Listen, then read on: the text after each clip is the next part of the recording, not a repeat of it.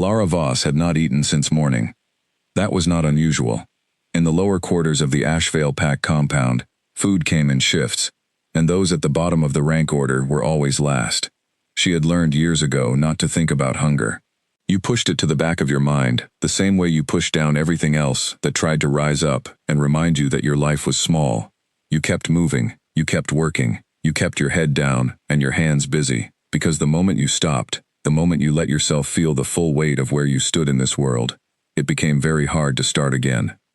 She was 23 years old and had been working in the Ashvale infirmary since she was 16. Not because she had chosen it, not because someone had looked at her and seen potential, but because she had been assigned there the same week she had tested as an Omega at her ranking ceremony. The pack healer at the time, an old woman named Greta, had not been cruel about it. She had simply handed Elara a linen apron, pointed toward the storage room at the back of the infirmary, and said, "You'll keep the blood reserves. It's careful work. I think you can manage careful." That had been the closest thing to a compliment Elara had received from anyone in authority in 7 years. Careful work. That was what she did. She maintained the sacred blood reserves used in pack rituals. She cataloged every vial, every vessel, every carefully sealed container of donated blood. She made sure the preservation seals held, the temperature in the storage chambers stayed consistent, and the records were accurate to the last drop. It was not glamorous work. No one thanked her for it. But it was hers, and she was good at it, and in the quiet of the storage rooms late at night, she sometimes allowed herself a small, private satisfaction in that. The storage rooms were the only place she felt truly at ease. The infirmary itself was always busy, healers moving fast, voices overlapping, the smell of medicinal herbs thick in the air. But the storage room was still, cool and dim, with rows and rows of carefully labeled shelves, and the faint blue glow of the preservation runes carved into the walls. Elara knew every inch of those shelves. She could find any vial in the dark. She had done it once, when the lighting runes had failed during a storm, and no one had even noticed. She had simply moved through the darkness with her hands and her memory, found what was needed, and delivered it to the healer on duty without a word. That was the shape of her life, useful, quiet, unnoticed. She had made peace with that. Or she had told herself she had, which was close enough. On the evening that everything changed, Elara was in the middle of her end-of-day inventory when she heard the running feet. She looked up from her records. Running in the infirmary was not a good sign. Walking fast was fine. Walking with urgency was expected. But running meant something had gone wrong. She set down her counting stylus and moved to the doorway of the storage room, peering out into the main hall. 2 junior healers were half carrying a third person between them. Behind them came another, and another. Elara stepped out into the hall and immediately recognized the faces of the other blood keepers, the 4 women and 1 man, who made up the rest of her department. Nora, the head blood keeper, was being supported by 2 healers on either side of her. Her face was pale and sheened with sweat. Her eyes were half closed. "What happened?" Elara asked. One of the junior healers, a young man named Oliver who had joined the infirmary staff only 6 months ago, looked at her with wide, frightened eyes. "They all collapsed," he said, "almost at the same time. We found them in the East prep room." "All of them?" Elara looked down the line. "All 5 of the other blood keepers, every single one. We think it was something they ate," Oliver said. "Or something in the prep room. We're not sure yet. Head healer is trying to figure it out." Elara stepped aside to let them pass. She stood in the hallway and watched as her entire department was carried into the treatment ward, one by one. She counted. She kept counting until the last one disappeared behind the curtain, and then she just stood there in the suddenly empty hall, her inventory records still held loosely in her hand. 5 people, 5 trained blood keepers, and tomorrow was the solstice transfusion ritual. The cold feeling that moved through her then was not fear, exactly. It was more like the moment before a very large problem becomes undeniable, that second between seeing the ledge and falling off it. She heard the head healer's voice from behind the treatment curtain, sharp, tight with stress. "Someone find the pack council and tell them we have a situation." Elara went back to the storage room. She sat down on the low stool she kept near the shelves and stared at her records without reading them. She knew what the solstice transfusion ritual was. Everyone in the infirmary knew. It happened once a year, on the longest night, and it required a trained bloodkeeper to perform it. The ritual was delicate, ancient, and demanded someone who understood blood preservation, blood sealing, and the specific ceremonial protocols involved. You could not just pull someone off the street and hand them a vial. You needed a bloodkeeper. And there was, as of this evening, exactly one bloodkeeper in the Ashvale compound who was not lying flat in the treatment ward. Alara closed her eyes and breathed slowly. She was not ambitious. She had never wanted to be noticed. She did not seek responsibility or recognition, or anything that would put her in a room with people who outranked her and expected her to perform. She was comfortable in the storage room. She liked her shelves and her records and her quiet evenings, and the way the preservation runes hummed faintly when the temperature was stable. But the ritual was tomorrow, and someone had to do it. She opened her eyes, set her records on the shelf beside her, and went to find the head healer. Her name was Dorinda Marsh. She was a tall woman, with gray-streaked hair, always pulled back tightly, and she had the look of someone who had been managing crises for so long that they no longer surprised her, only tired her. When Alara found her in the corner of the treatment ward consulting in low, urgent tones with two members of the Pack Council, Dorinda looked up at her with the particular expression she reserved for situations that required more than she currently had. "Alara," she said. "I heard," Alara said. "All 5 of them. It might be 2 or 3 days before any of them are well enough to stand, let alone work." "I know." One of the council members, a broad-shouldered man named Hadley who Alara had never spoken to directly, looked her over with the assessing expression of someone calculating the value of an unfamiliar tool. "You're the 5th bloodkeeper," he said. "The storage one." "I maintain the reserves," Alara said. "Yes." "Have you been trained in the ritual protocols?" She paused. "I've read the manuals. Every bloodkeeper is required to read them. I've maintained the ceremonial vessels and the ritual blood stores for 3 years. I know the protocols." She paused again. "I have never performed the ritual." Hadley and the other council member exchanged a look. Dorinda watched Alara steadily. "Is there anyone else?" Alara asked. "We sent word to the nearest allied pack," Dorinda said. "Their head bloodkeeper is 2 days' travel away. The ritual cannot be delayed past tomorrow night. The conditions, the lunar alignment, the ceremonial timing, they only occur once a year. If we miss the window, we miss the year." No one said what it would mean if the ritual was missed. Alara did not need them to. "Then I'll do it," she said. She said it the same way she had said everything for the past 7 years, quietly, without fuss. Because someone had to. Hadley looked at her for a long moment. Then he nodded, once. The kind of nod that meant she had been useful to him without his having to acknowledge that it cost her anything. "Good," he said. "We'll have someone brief you on tonight's specific requirements." Alara went back to the storage room after that, and stood among her shelves in the faint blue light for a long time. She should have been frightened. She was a little frightened. The ritual was not simple. She knew that from the manuals. It required precision and care, and a steady hand, and a will that did not waver midway through. It required the keeper to offer their blood freely, as the opening element of the ceremony, a small symbolic offering, before the primary work began. She had read all of that. She knew all of that. She thought about Nora, the head bloodkeeper, who had once told her that the ritual was nothing to worry about if you knew what you were doing, and kept your head. Nora said it like it was a straightforward procedure, like organizing a supply order, or recalibrating a preservation seal. Maybe for someone with 20 years of experience it was. Alara had 0 years of experience. But she had the manuals. She had 3 years of watching and learning and cataloging. She had steady hands and a clear head, and a stubbornness that had kept her standing in a world that had given her every reason to sit down and give up. She pulled the ritual manual from the shelf, where it was always kept, and sat back down on her stool. She read until the compound went quiet around her, and the night pressed against the small window above her head. She read until the words stopped blurring and started settling. She traced the diagrams with her fingertip, memorized the sequence, felt the weight of each step until it sat solidly in her mind. Oliver knocked on the doorframe just before midnight. He looked tired and a little pale himself.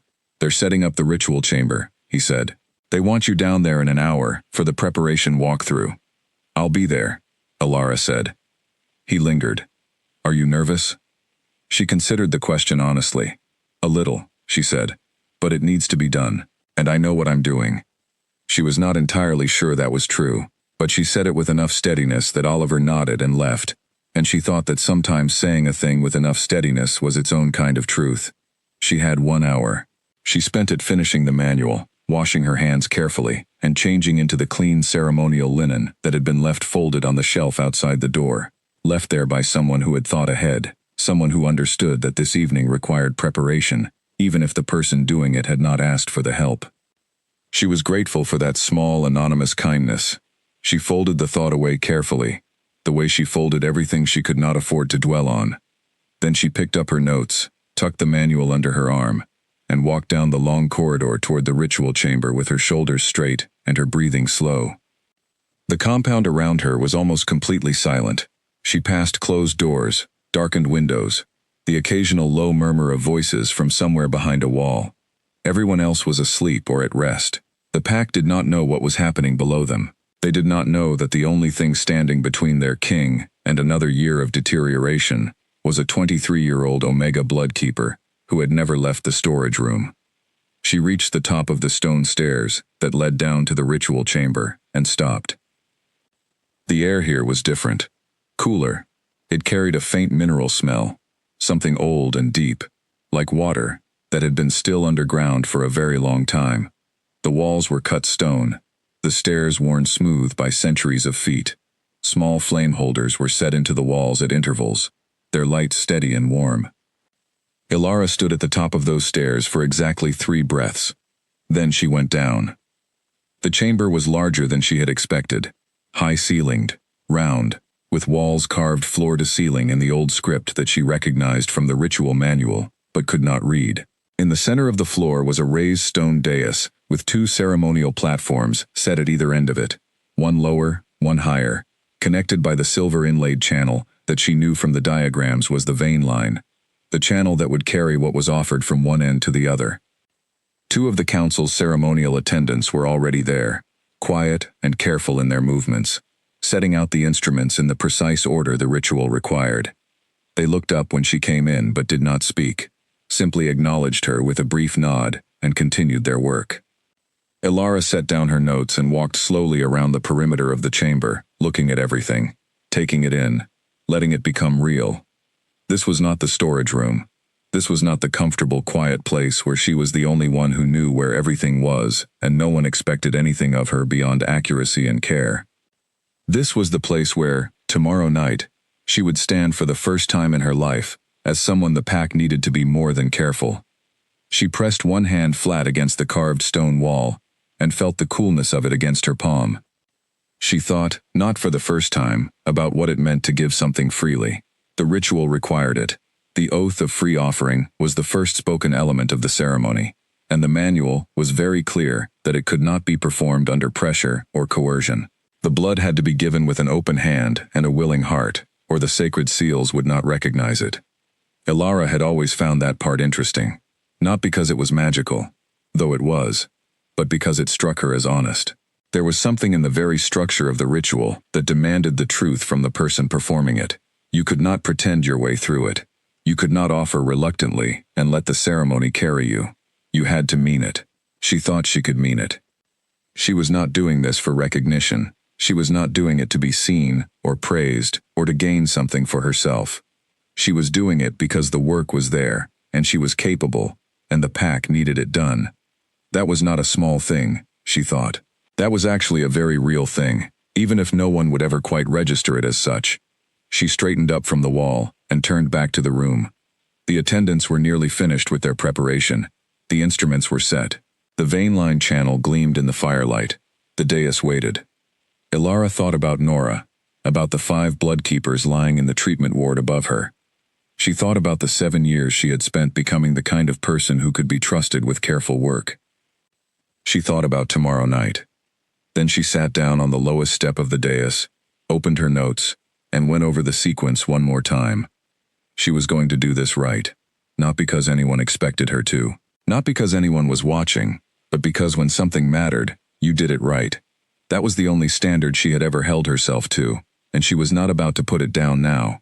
The small flames in the wall holders burned steady and low around her. Above her, the compound slept. Below her, the ancient chamber waited. And Alara Voss sat quietly in the firelight and prepared for the most important night of her life. The man they were slowly killing was not supposed to look like that. Alara had a picture of the Alpha King in her head, the way most people in the Ashvale pack had a picture of him, assembled from fragments of overheard conversation, from the stories that circulated in the lower quarters, from the rare occasions when he appeared at public gatherings and everyone went very still. The picture she had built was of something enormous and immovable. Hard angles and cold eyes. A man who had ruled 7 packs for 12 years, by being the kind of person that other people simply did not argue with. She had never been in the same room as him. She had never wanted to be. The Alpha King belonged to a part of the pack's world that was entirely removed from storage rooms and blood reserves, and quiet evenings with inventory records. He was a figure in her life, the same way a mountain is a figure in a valley. Present, large, occasionally casting a shadow over everything, but not something you approached. She learned the rest of it from the documents they gave her the morning of the ritual. Dorinda brought them herself, arriving in the ritual chamber just after dawn with a sealed folder, and a look on her face that Alara had not seen before.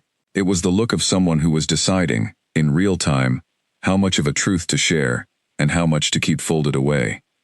She sat down across from Alara, and set the folder between them. "I need to tell you some things," Dorinda said, "before tonight." Alara looked at the folder, then at Dorinda. "Tell me." "The king has been unwell for some time." Dorinda's hands rested flat on the folder, not opening it yet. "Not unwell in the way the pack is told.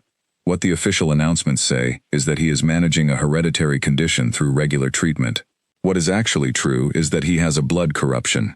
It is rare, it is progressive, and the only thing that has been keeping it from advancing faster than it already has is the solstice transfusion ritual." Alara was quiet for a moment. "How long has he been like this?" 4 years since the diagnosis.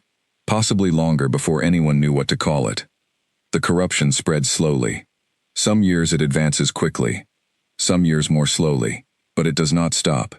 The ritual suppresses it for a time. It does not cure it. "Is there a cure?" Dorinda was quiet for a beat too long. "That is a question the healers are still working on." Alara heard the shape of what that silence meant. She looked down at the folder. "What's in there?" "His history. The specifics of the corruption, the particular requirements of this year's ritual, which are more complex than a standard transfusion procedure." Dorinda finally opened the folder. She slid several pages across the stone surface toward Alara. "I want you to read everything before tonight.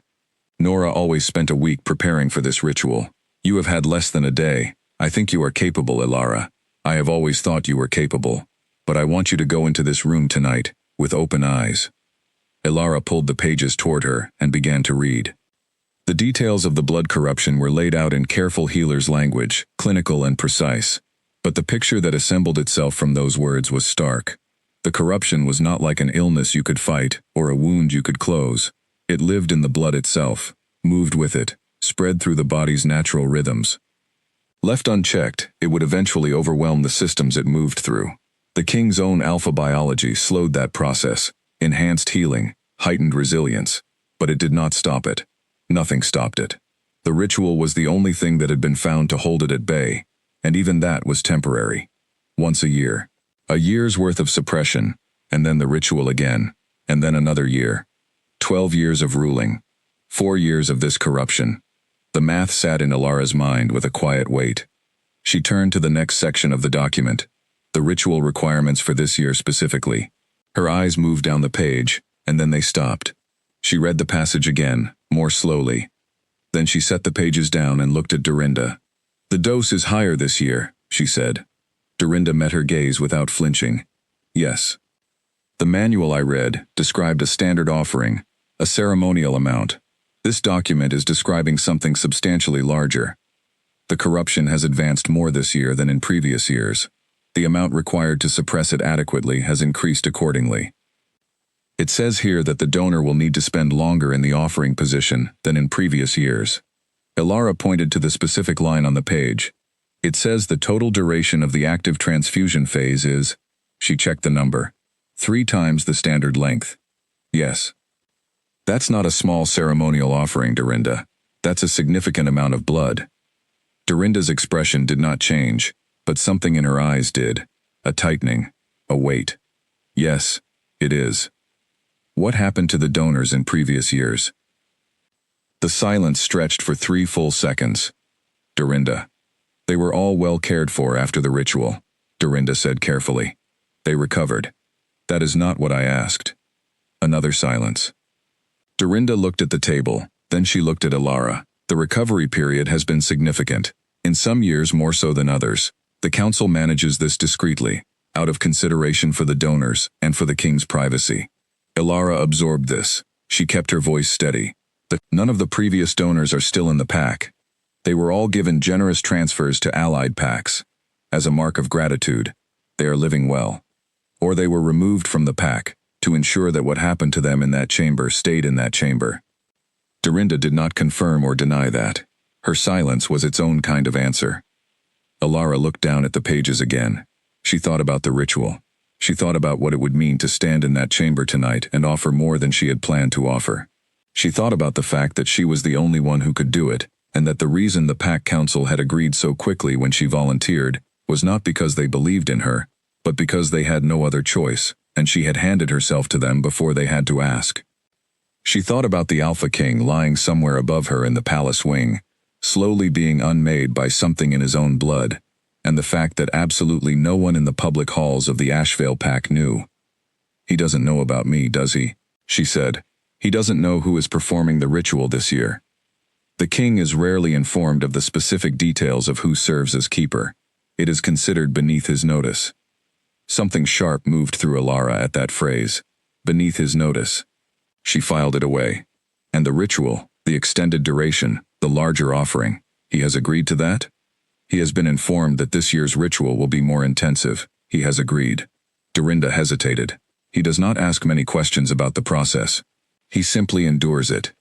That word stayed in the air between them. Endures. For a man who was supposed to be the most powerful person in 7 packs, there was something very human in that word, something that had nothing to do with titles or authority, or the weight of a position. Alara picked the pages back up and continued reading. She had already decided she was going to do this. She had decided that last night on the stairs. Nothing in these documents changed that, because none of this changed the fundamental shape of the situation. The ritual needed to happen. She was the one who could perform it. That was still true. But she read the rest of the documents with different eyes than she had started with. She read the medical history.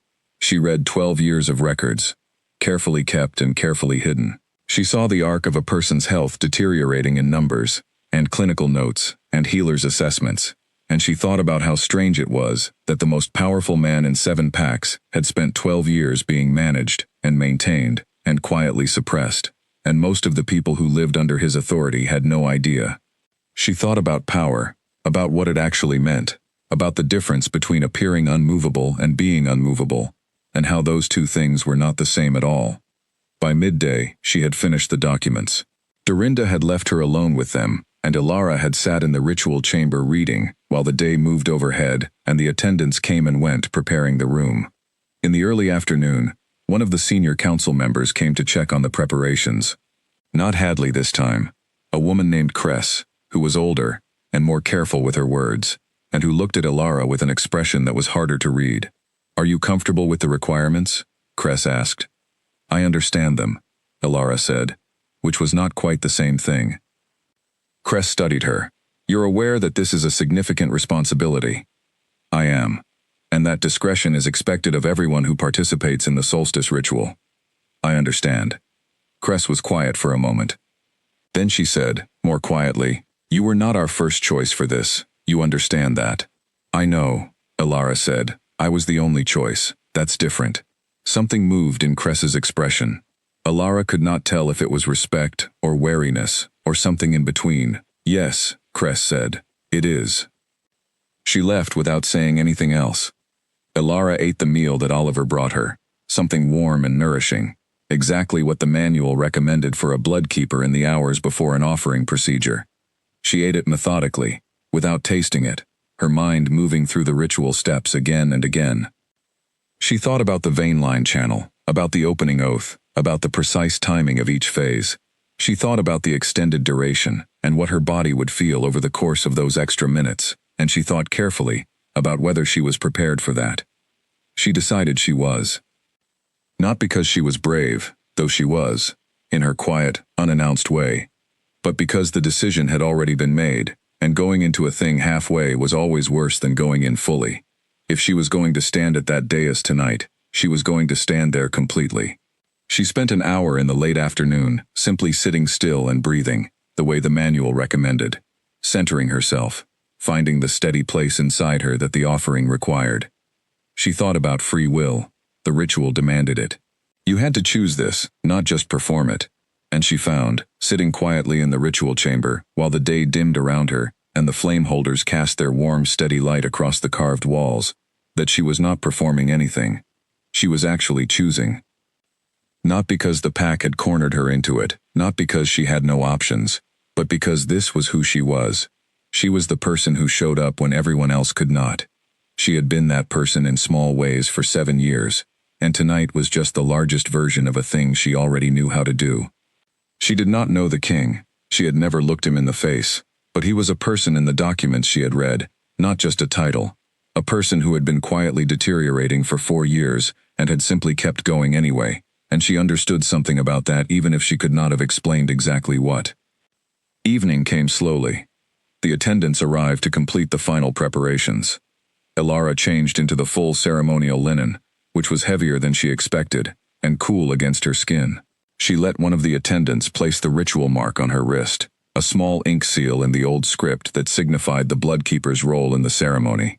She stood at the lower platform of the dais and looked at the vein line channel and thought about what was going to happen tonight.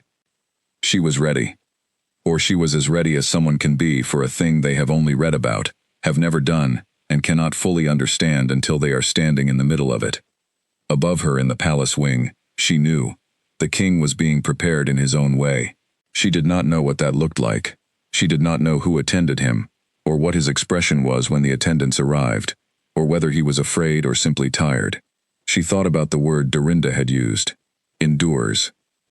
She thought about what it would mean to endure something for 12 years, to get up every day and carry something that no one around you fully understood, and to keep going, not because you had found a way to make peace with it, but simply because stopping was not an option that the role you occupied allowed. There was something she recognized in that. She did not let herself dwell on it. She smoothed the front of her ceremonial linen with both hands, checked her ink seal, and stood straight. The doors of the ritual chamber would open soon. The night was beginning, and somewhere above her, in the quiet of the palace wing, the man who had been ruling 7 packs with an iron will and a slowly failing body, was about to have his blood replaced, by the hands of a woman he did not know existed. The ceremony would begin at midnight. Elara knew this from the manual. The precise timing was tied to the lunar alignment, to the position of the solstice moon, in relation to the pack's ancestral grounds. The old texts were very specific about it, and the attendants were very careful about the clock. Every year, on the longest night of the year, the alignment occurred for exactly the right window of time, and the ritual had to begin within that window, or not at all. She had just over 2 hours.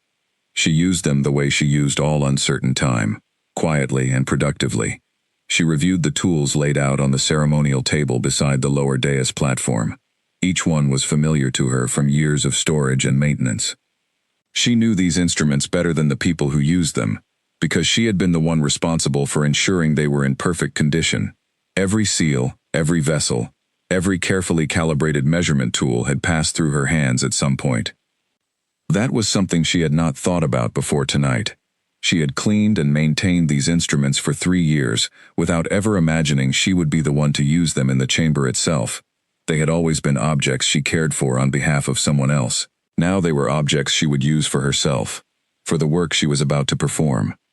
There was a strange intimacy in that. She felt it as she ran her fingers along the edge of the primary offering vessel, smooth and cool, the old silver burnished by years of careful maintenance. She knew this vessel. She knew every nick and groove in its surface, knew the slight imperfection in the seal ring that had required a repair last winter. knew that the measurement lines etched into its side were accurate to within a margin of error so small it barely existed. She trusted this vessel. And somehow, in the middle of everything else that was enormous and uncertain about tonight, that small trust felt like something to hold on to. Oliver appeared in the doorway with a cup of warm water and a nod. 1 hour, he said. Thank you, she said. He lingered again, the way he had the night before. He was a nervous young man, Oliver, but his nervousness came from caring too much, which was a better problem to have than the alternative. She had watched him over the past 6 months in the infirmary, and she liked him, in the quiet, careful way she liked most things, without expressing it much, but genuinely. Do you want me to stay? He asked, outside the doors, just, in case. In case of what? He did not have a good answer to that. He just looked at her with his wide, earnest eyes, and she understood that he was offering company, proximity, the knowledge that someone was nearby who would notice if she needed something. Yes, she said. Stay outside the doors. He nodded quickly, visibly relieved to have something to do, and disappeared back into the corridor. Alara drank the water slowly. She felt the steadiness of her own heartbeat. She checked the ritual mark on her wrist, traced the ink lines with one fingertip, found them clean and precise. The healer who had drawn it earlier had good hands. She appreciated good hands. She thought about the oath she would speak in a little less than an hour. The manual had it written out word for word, but she had already memorized it. She ran through it in her mind once more, quietly, her lips barely moving. The words were old in the way the walls of this chamber were old, in the way the worn steps were old, not decorative old, but genuinely ancient, carrying the weight of all the times they had been used before. She did not know the full history of the solstice ritual. She knew the practical elements, the procedural steps, the medical requirements. But standing here tonight, feeling the cool, still air of the chamber around her, and the faint old stone smell, and the particular quality of the firelight on the carved walls, she felt something of the history anyway. Other people had stood here. Other blood keepers, in other years, in other iterations of the same ceremony, had stood at this dais and spoken these same words, and opened their hands and offered what was asked. She was not alone in what she was about to do. She was part of a line of people who had done this before her. That mattered to her, though she could not have said precisely why. She finished the water. She set the cup down carefully. She stood straight. The minute hand on the chamber clock moved. 1 hour became 40 minutes. 40 minutes became 20. Then the doors at the far end of the chamber opened, and the king's attendants entered to take their positions at the upper end of the dais, and behind them, moving without hurry, came the man himself. Alara did not look up immediately. She kept her eyes on the ceremonial table, on the instruments, on the things she knew and understood. She gave him time to reach his position. She kept her breathing measured. When she finally looked up, her eyes went to the upper dais platform first, then to the man standing behind it. He was not what she expected. She had built a picture of him from stories and distance. The picture had been of something cold and impenetrable. And he was tall, yes, and he held himself with the kind of stillness that comes from long practice at being observed, and his face carried the severity of someone who had been responsible for enormous things for a very long time. But there was also, unmistakably, an exhaustion in his face that she recognized. Not physical exhaustion, though that was there too, in the particular way he moved, the careful economy of each gesture that suggested his body was managing more than it was showing. But something deeper than that, the exhaustion of someone who had been carrying something heavy for so long that they had simply adjusted their whole way of standing to accommodate the weight. He looked across the chamber at her. She held his gaze for exactly 1 second, steady, clear, professional, and then she looked back down at the instruments. The ceremony was about to begin. She was not here to see him. She was here to do the work. But she had seen him, in that 1 second, and the picture she had built from stories and distance quietly rearranged itself into something more complicated and more real, and she filed that away too, carefully, in the part of herself where she kept the things she could not afford to dwell on right now. The attendant at the upper dais lit the final ceremonial flame. The clock reached midnight. Alara took one breath, long and clean. Then she placed her hand over the offering vessel, lifted her voice into the waiting chamber, and began to speak the oath.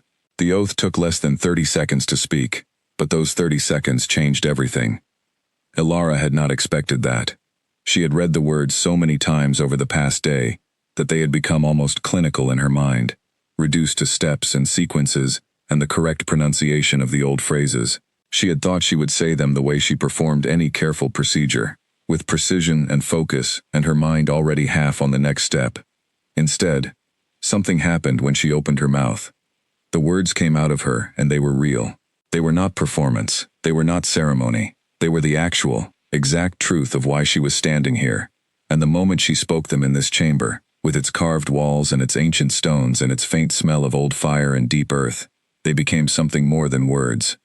They became a declaration, an actual binding declaration, witnessed by the chamber itself and by whatever presence the ritual texts said lived in the ritual space and had always lived there, watching and recognizing. She offered her blood freely. She meant it. The moment the oath ended, she felt the shift. It was subtle, a slight warmth in the wrist, bearing the ink mark, a change in the quality of the air, as though the chamber had drawn a breath and held it. The attendants on both sides of the room stood a little straighter. At the upper dais, across the long silver inlay of the vein line channel, the king's own ceremonial mark glowed faintly at his wrist for just a moment. The ritual had recognized the opening. Ilara steadied herself and moved to the next step. The initial offering was procedurally straightforward. She had read it dozens of times, but reading it and doing it were two different experiences, and she found in the first few minutes that the part of her brain that wanted to second-guess every movement had to be firmly and continuously redirected back to the work. She kept her breathing even. She kept her hands steady. She followed each step in the exact sequence the manual prescribed. The ritual chamber was extraordinarily quiet, the kind of quiet that is not an absence of sound but a presence of stillness, something the space itself was actively maintaining. The small flames in the wall holders did not flicker. The attendants moved when they needed to move and were otherwise motionless. The king stood at the upper dais with his eyes forward and his hands at his sides. She did not look at him again after the first glance. She focused on the instruments, on the channel, on the carefully measured vessel before her. The initial phase of the ritual passed without difficulty. Her hands were competent. Her mind was clear. The first portion of the ceremony unfolded in the exact sequence she had memorized, each step completed cleanly, before moving to the next, and she felt herself settle into a rhythm that was familiar, not from ritual experience, because she had none, but from years of careful, detailed work in the storage room, from years of doing things precisely and without rushing. She had always been good at the thing in front of her. Then she reached the extended phase. The documents Dorinda had shown her that morning had described this portion, the part that was different from a standard ritual, the part that was longer and more demanding than anything the manual had prepared her for. She had read it. She had thought she understood it. She had not fully understood it. The extended phase began when the primary channel locked open, a technical term for what happened when the ritual recognized a compatible bond between the offering blood and the recipient's system. In standard years, the channel opened briefly, the offering passed through in a measured, controlled flow, and then it sealed again. Clean. Finite. This year, when the channel locked open, it did not behave the way the standard description had led her to expect. It pulled. Not violently, not painfully, not in those first moments, but unmistakably. A gentle, steady, insistent pull, like a current in a river, that you did not notice until you realized you were no longer in the same place you had been. The ritual was not simply taking a measured offering, it was drawing from her directly, responding to something in the channel, something in the connection between her blood and whatever the corruption in the king's system was doing. Ilara kept her expression still. She kept her position at the lower dais platform, and she kept her breathing measured, and she kept both hands exactly where they needed to be, and she felt the pull deepen incrementally, very slowly, the way the cold deepens in a room when a window has been left open in winter. She had read, in the additional documents, that the extended phase could last significantly longer than the standard procedure. She had understood this intellectually. She was now understanding it in a more immediate way. She thought about the other donors, the ones who had been transferred to allied packs afterward with generous gifts and quiet farewells. She thought about them, and she thought about the shape of their experience in this room, and she understood something now that she had not quite grasped from the documents alone. She understood why they had not come back. Not because they had been forced away, but because what happened in this room changed a person, and coming back to the same place afterward was a complicated thing, and most people, given a fresh start and a new horizon, took it. She thought about all of this in a very small, contained part of her mind, while the rest of her mind stayed on the ritual, on the work, on the sequence and the timing, and the steady maintenance of everything the ceremony required. She did not allow her thoughts about the donors or the pull or the extended duration to touch the working part of her brain. She needed that part clean and focused. 15 minutes into the extended phase, she noticed her hands had developed the faintest tremor. She pressed them more firmly against the ceremony's designated positions, and the tremor stopped, or became too small to see. She could still feel it, a vibration below the surface, the faint signal of a body that was giving more than it was used to giving. She acknowledged it, she noted it, she filed it, she kept going. The ritual manual had included a section on what to do if the keeper experienced difficulty during the extended phase. The answer was essentially, hold your position, maintain your focus, and do not break the channel once it has locked open, because breaking it mid-ritual would cause the corruption to surge in the recipient's system, rather than being drawn out. A surge could accelerate the damage significantly. The manual put this very plainly, with the kind of bluntness that medical texts sometimes employ, when the truth is worse than the comfort would be. Breaking the channel was not an option. Ilara had registered that when she first read it, and she was registering it again now, with considerably more personal relevance. She was not breaking the channel. She kept her hands in position. She kept her eyes on the instruments. She kept her breathing slow and deliberate, 4 counts in, 4 counts out, the way the prep section of the manual recommended for moments of physical strain. 20 minutes. 25. The pull had reached a steady depth now, not increasing anymore, but constant, a sustained draw that was beginning to make her acutely aware of the edges of herself in a way she did not normally experience. The warmth she had felt at the beginning of the ritual had receded. She was cooler now. Her vision was entirely clear and focused, but the room around the edges of what she was focusing on had taken on a certain flatness, the way things look when your body has begun redirecting its resources toward keeping your core functioning, rather than maintaining full peripheral awareness. She was aware of all of this. She was also aware, with the calm part of her mind that was still doing the procedural accounting, that she was past the midpoint of the extended phase, which meant she was closer to the end than the beginning. That was something. She held on to that. She did not think about how she would feel when she left this room. She did not think about recovery, or the treatment ward, or the generous transfer to an allied pack. She did not think about any of it, because none of that existed yet. Only this room existed. Only this moment, this sequence, this instrument in front of her and this channel, and the work that needed to be done. She thought, briefly and against her will, about the pull, about what it was drawn toward, about the king at the upper end of the channel, receiving what she was offering. She thought about what was happening to him as the ritual drew from her, whether the corruption was actually being addressed, whether the procedure was working, whether this was accomplishing what it was supposed to accomplish. She thought about the documents, 4 years of deterioration, 12 years of ruling while carrying something most people around him could not see. She hoped this was helping. She genuinely, sincerely hoped that. There was something almost strange about hoping for something so specific, for a person she did not know, in a situation she had never asked to be in. But the hope was real. It rose in her quietly, and stayed there, steady beside the pull and the cool and the controlled tremor of her hands. 30 minutes into the extended phase, something changed. Not in the ritual. The ritual was proceeding exactly as it should, as far as she could tell. The change was in her perception of it, a shift so subtle she almost missed it, but unmistakable once she registered it. The pull, which had been a single-directional thing, drawing from her steadily and smoothly, became for just a moment something more like a conversation. She felt it like a question mark at the end of a sentence. Something on the other end of the channel seemed to pause. To become aware, in some way she did not have language for, of what was coming through it. Not just the blood, not just the physical offering, but the person giving it. She felt, for a fraction of a second, as though she had been seen. She had no idea what that meant.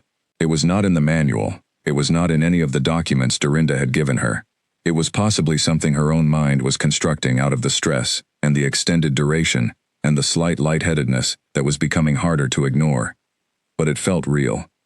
And on the other end of that feeling, without understanding how she knew this, she was certain that something had shifted at the upper dais too, that the man standing there had felt something he had not expected to feel. She did not look up. She kept her eyes on the channel. She kept her hands where they needed to be. 35 minutes, 38, 40. The pull began to ease. Not suddenly, gradually, the way the current of a river eases as you approach calmer water. She felt it diminishing degree by degree, and she tracked it carefully, watching the instruments, keeping her position until the channel itself registered the change. At 42 minutes, the channel sealed. Ilara stood at the lower dais platform and breathed. She was standing.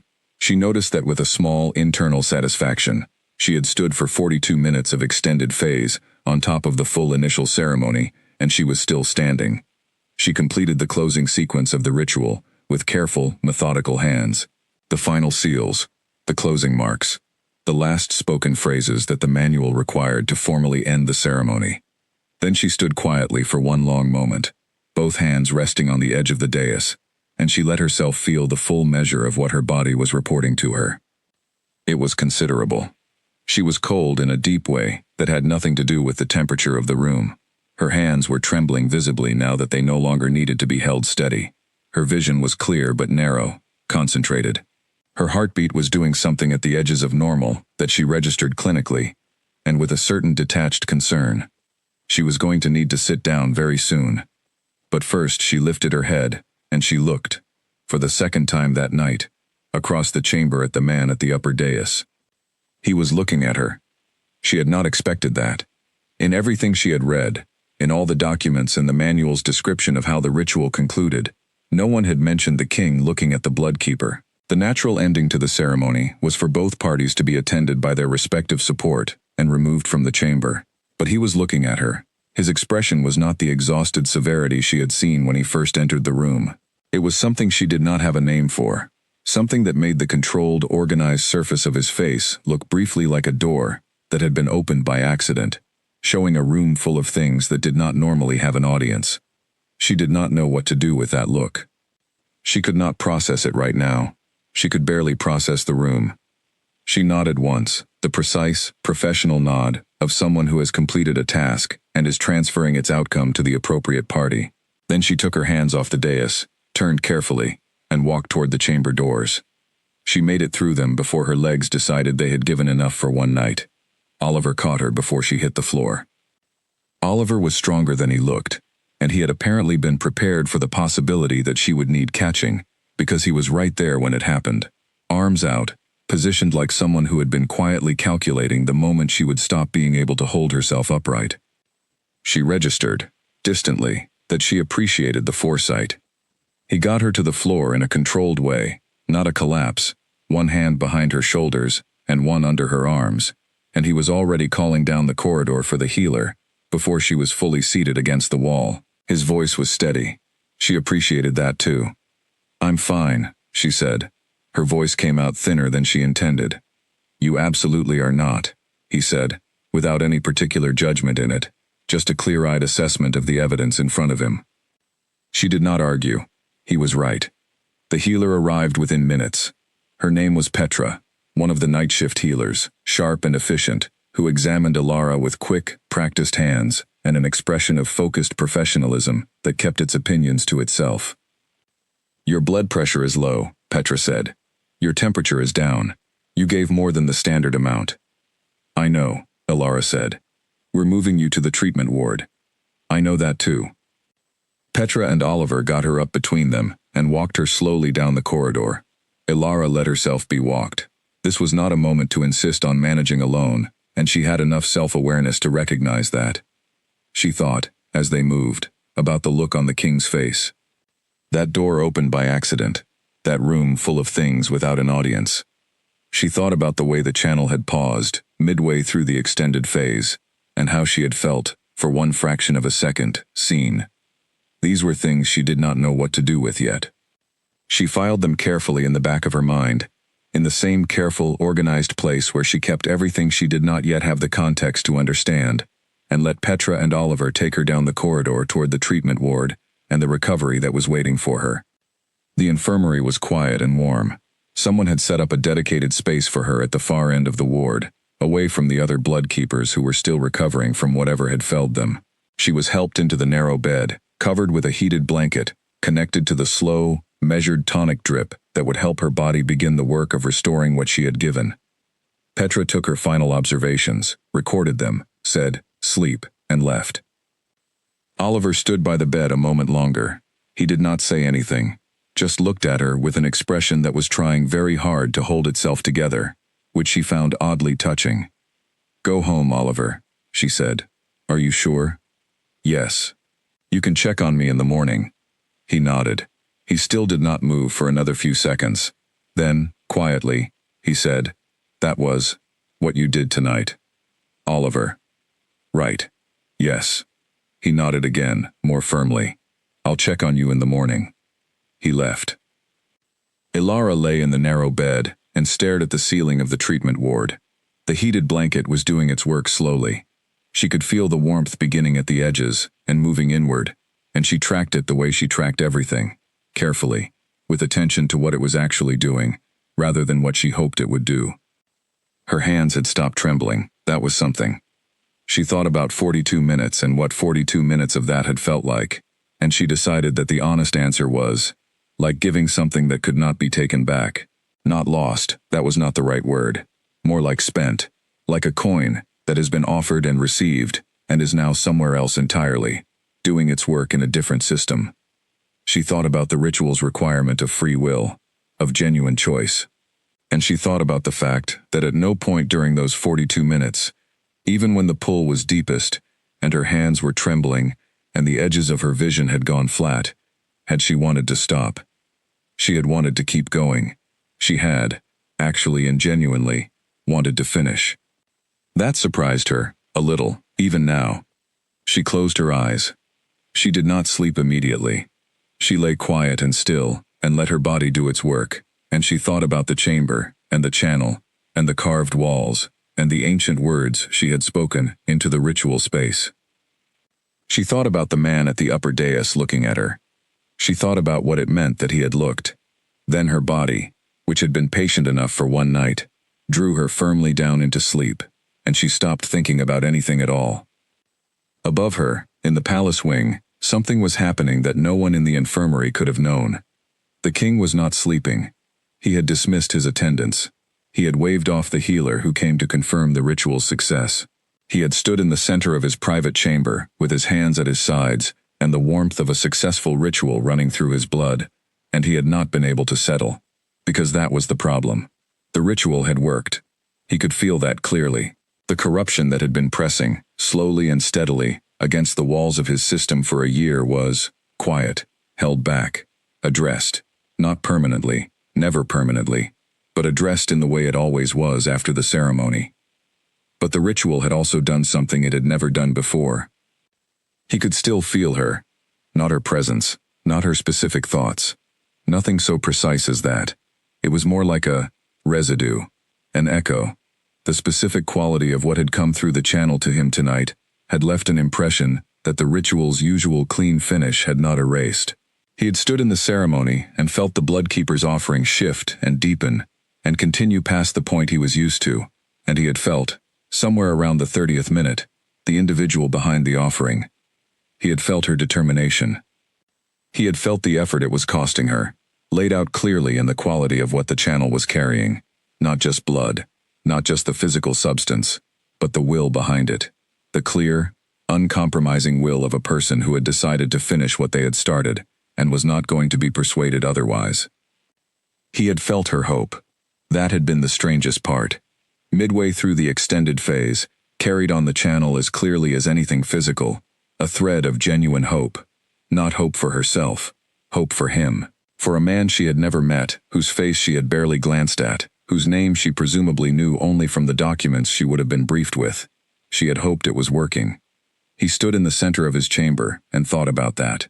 12 years of ruling. 4 years of carrying this corruption. 12 years of people around him who managed him and advised him, and maintained him, and moved carefully around the fact of his condition. Not one of them had ever sent hope through a channel in the dark. He did not know who the bloodkeeper was. He had asked no one's name.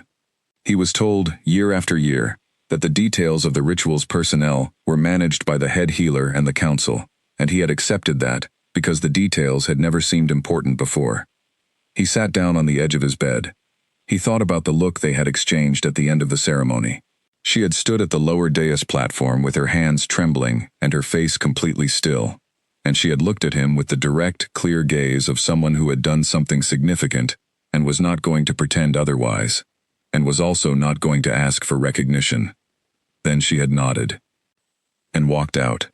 He thought about that nod for a long time. Then he stood up. He went to the window. He looked out at the compound below, at the quiet buildings, and the still pathways, and the distant glow of the infirmary ward light at the edge of the grounds. He made a decision. He was going to find out who she was. Not tonight. Tonight she needed whatever the healers were giving her, and he needed to think carefully about what he was going to do with the thing that had happened in that chamber. The thing that the ritual was not supposed to do and had done anyway. But tomorrow he would find out her name.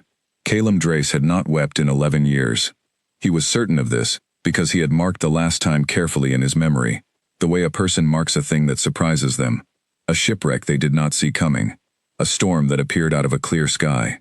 11 years ago, the night his father died and the weight of 7 packs landed on him all at once, he had allowed himself exactly 1 hour alone in the dark.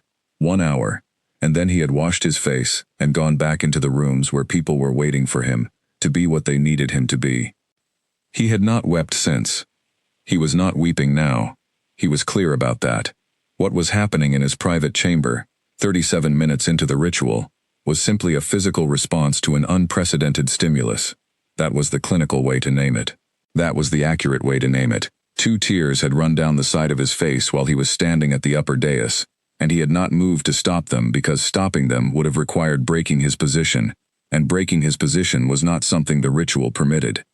They were physiological. They did not mean anything. He told himself this, and was aware, simultaneously, that it was not entirely true. The first thing he had felt, when the channel opened and the offering began to flow, was the familiar ritual warmth. That was expected. That was the ritual doing what it always did. The corruption beginning to be pushed back, the system beginning to clear. The particular sensation of something that had been pressing inward for a long time being, at last, given room to ease. He knew that feeling from 4 previous rituals. It was relief. Clinical, physical relief. Felt in the blood rather than in the mind. Then the extended phase began, and something changed. He was not supposed to feel the bloodkeeper through the channel. That was not, as far as he knew, how the ritual functioned. The channel carried the offering, the physical substance, and the ritual processed it. The person on the other end was simply the provider, the mechanism, an essential mechanism, one that the ritual required, and that he was grateful for on a structural level, but not someone whose interior life was part of the ceremony's design. Except that was not what was happening. What was happening was that the offering coming through the channel was carrying something additional, something that was not supposed to be in it, or something that had never been in it before, or something that had always been there, and he had simply never felt it. He did not know which. He felt her concentration. It came through the channel, the same way warmth travels through a wall, gradually, pervasively, impossible to point at but impossible to miss. The absolute, undistracted focus of a person performing careful work. He had felt that kind of focus before, in the people he respected most, his chief advisors, his best field commanders, the senior healers who worked on his condition with quiet, steady competence. But he had always observed it from outside. He had never had it arrive in his bloodstream. It was extraordinary. He stood at the upper dais with his hands at his sides and his face carefully still, and he processed the sensation of someone else's focused will working in his system alongside the ritual's effects, and he was completely unprepared for it. Then, at the 20-minute mark, something else came through. He felt the effort. This was not the clean competence of the earlier part of the ritual. This was the effort of someone continuing past the comfortable limit, the particular quality of a person who has reached the place where the reasonable response would be to stop, and is choosing not to. He felt it the way you feel the wind shift, in the whole surface of your awareness at once, unmistakable and without warning. She was giving more than was comfortable to give. She was giving it anyway. He had no framework for this. Nothing in the 12 years of his kingship, nothing in the 4 years of managing the corruption, nothing, in his entire experience of the solstice ritual, had prepared him to stand at a dais and feel, through a ceremonial channel, the specific texture of another person's quiet refusal to stop. At 30 minutes, the tears ran down his face. He did not move to stop them. He could not have explained them then, and he could not explain them now, standing in his private chamber an hour after the ceremony's close, looking out at the compound with its scattered lights and its quiet pathways. He could not have said precisely what had moved him, only that something had, deeply and without permission, and the part of him that had spent 11 years keeping everything at a controlled distance, had found itself briefly overruled by something it could not manage. He had felt her hope. That was the thing he kept returning to. At approximately the 35th minute, carried through the channel with the same clarity as everything else she had been sending through it, without knowing she was sending anything. Hope. Genuine, specific hope that this was working, that the offering was doing what it was supposed to do, that the person on the other end of the channel was actually being helped. She had hoped for him, a person who did not know him, a person who had been handed an enormous, difficult, underprepared task the night before, and had walked into this chamber and done it with steady hands and a clear mind and absolute commitment, and somewhere in the middle of giving more of herself than was comfortable to give, had found room to hope that it was doing him good. Calum put one hand flat against the cold window glass and thought about that. He thought about the council members who had spent 4 years managing his condition with careful efficiency and cautious language, about the healers who spoke to him in clinical measurements and monthly assessments, about the advisors who constructed the narrative of a strong and healthy king for the 7 packs that depended on that narrative to hold together. They were all, in their way, trying to help him. He did not doubt their commitment. But what had come through the channel tonight was something different from any of that. What had come through the channel tonight was someone giving freely, without management, without strategy, without any consideration of what they would get in return, and hoping it helped. He pressed his forehead briefly to the cool glass. 11 years without weeping, and then a night in a ritual chamber with a bloodkeeper he had never met, and the dam had developed a very small crack. He straightened up.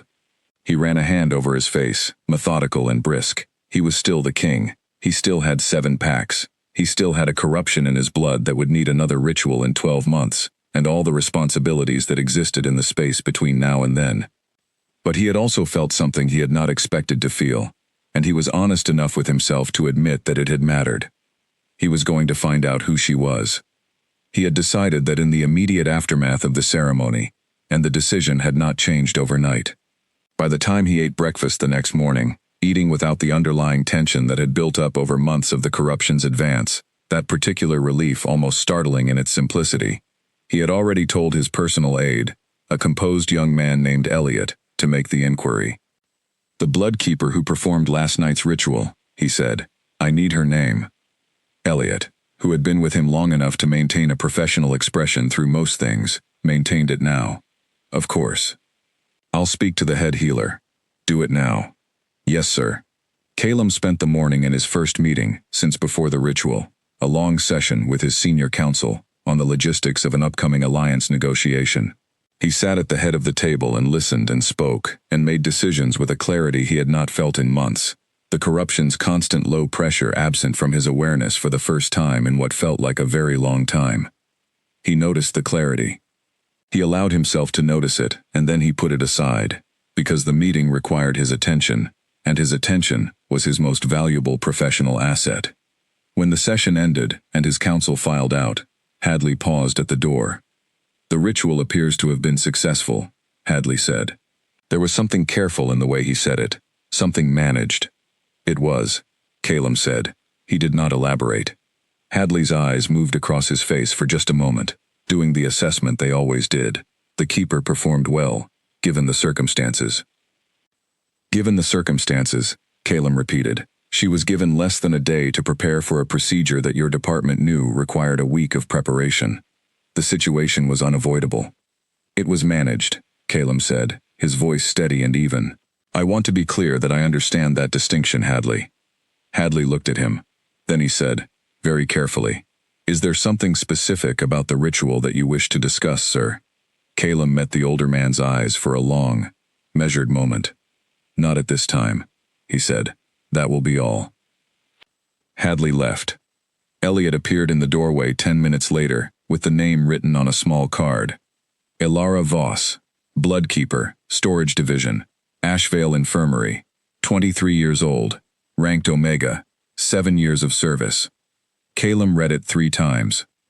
He thought about the channel, about the focus, and the effort, and the hope, all of it arriving through a ritual connection, from a 23-year-old Omega, in the storage division, who had been handed the most demanding ritual in the pack calendar, with less than a day's notice, and had simply gone and done it. He set the card down on his desk, and was quiet for a moment. Then he said, "Is she still in the treatment ward?" "Yes, sir. The healer's report I received this morning says she's recovering steadily, but the process will take several days. I want a full report on her condition, submitted to me directly, not through the council." Elliot's expression did not change. "Understood. And I want to know the moment she is discharged and mobile." "Of course." Elliot left, and Calum sat alone in his office and held the small card with her name on it and thought about what he was going to do. He was not impulsive by nature.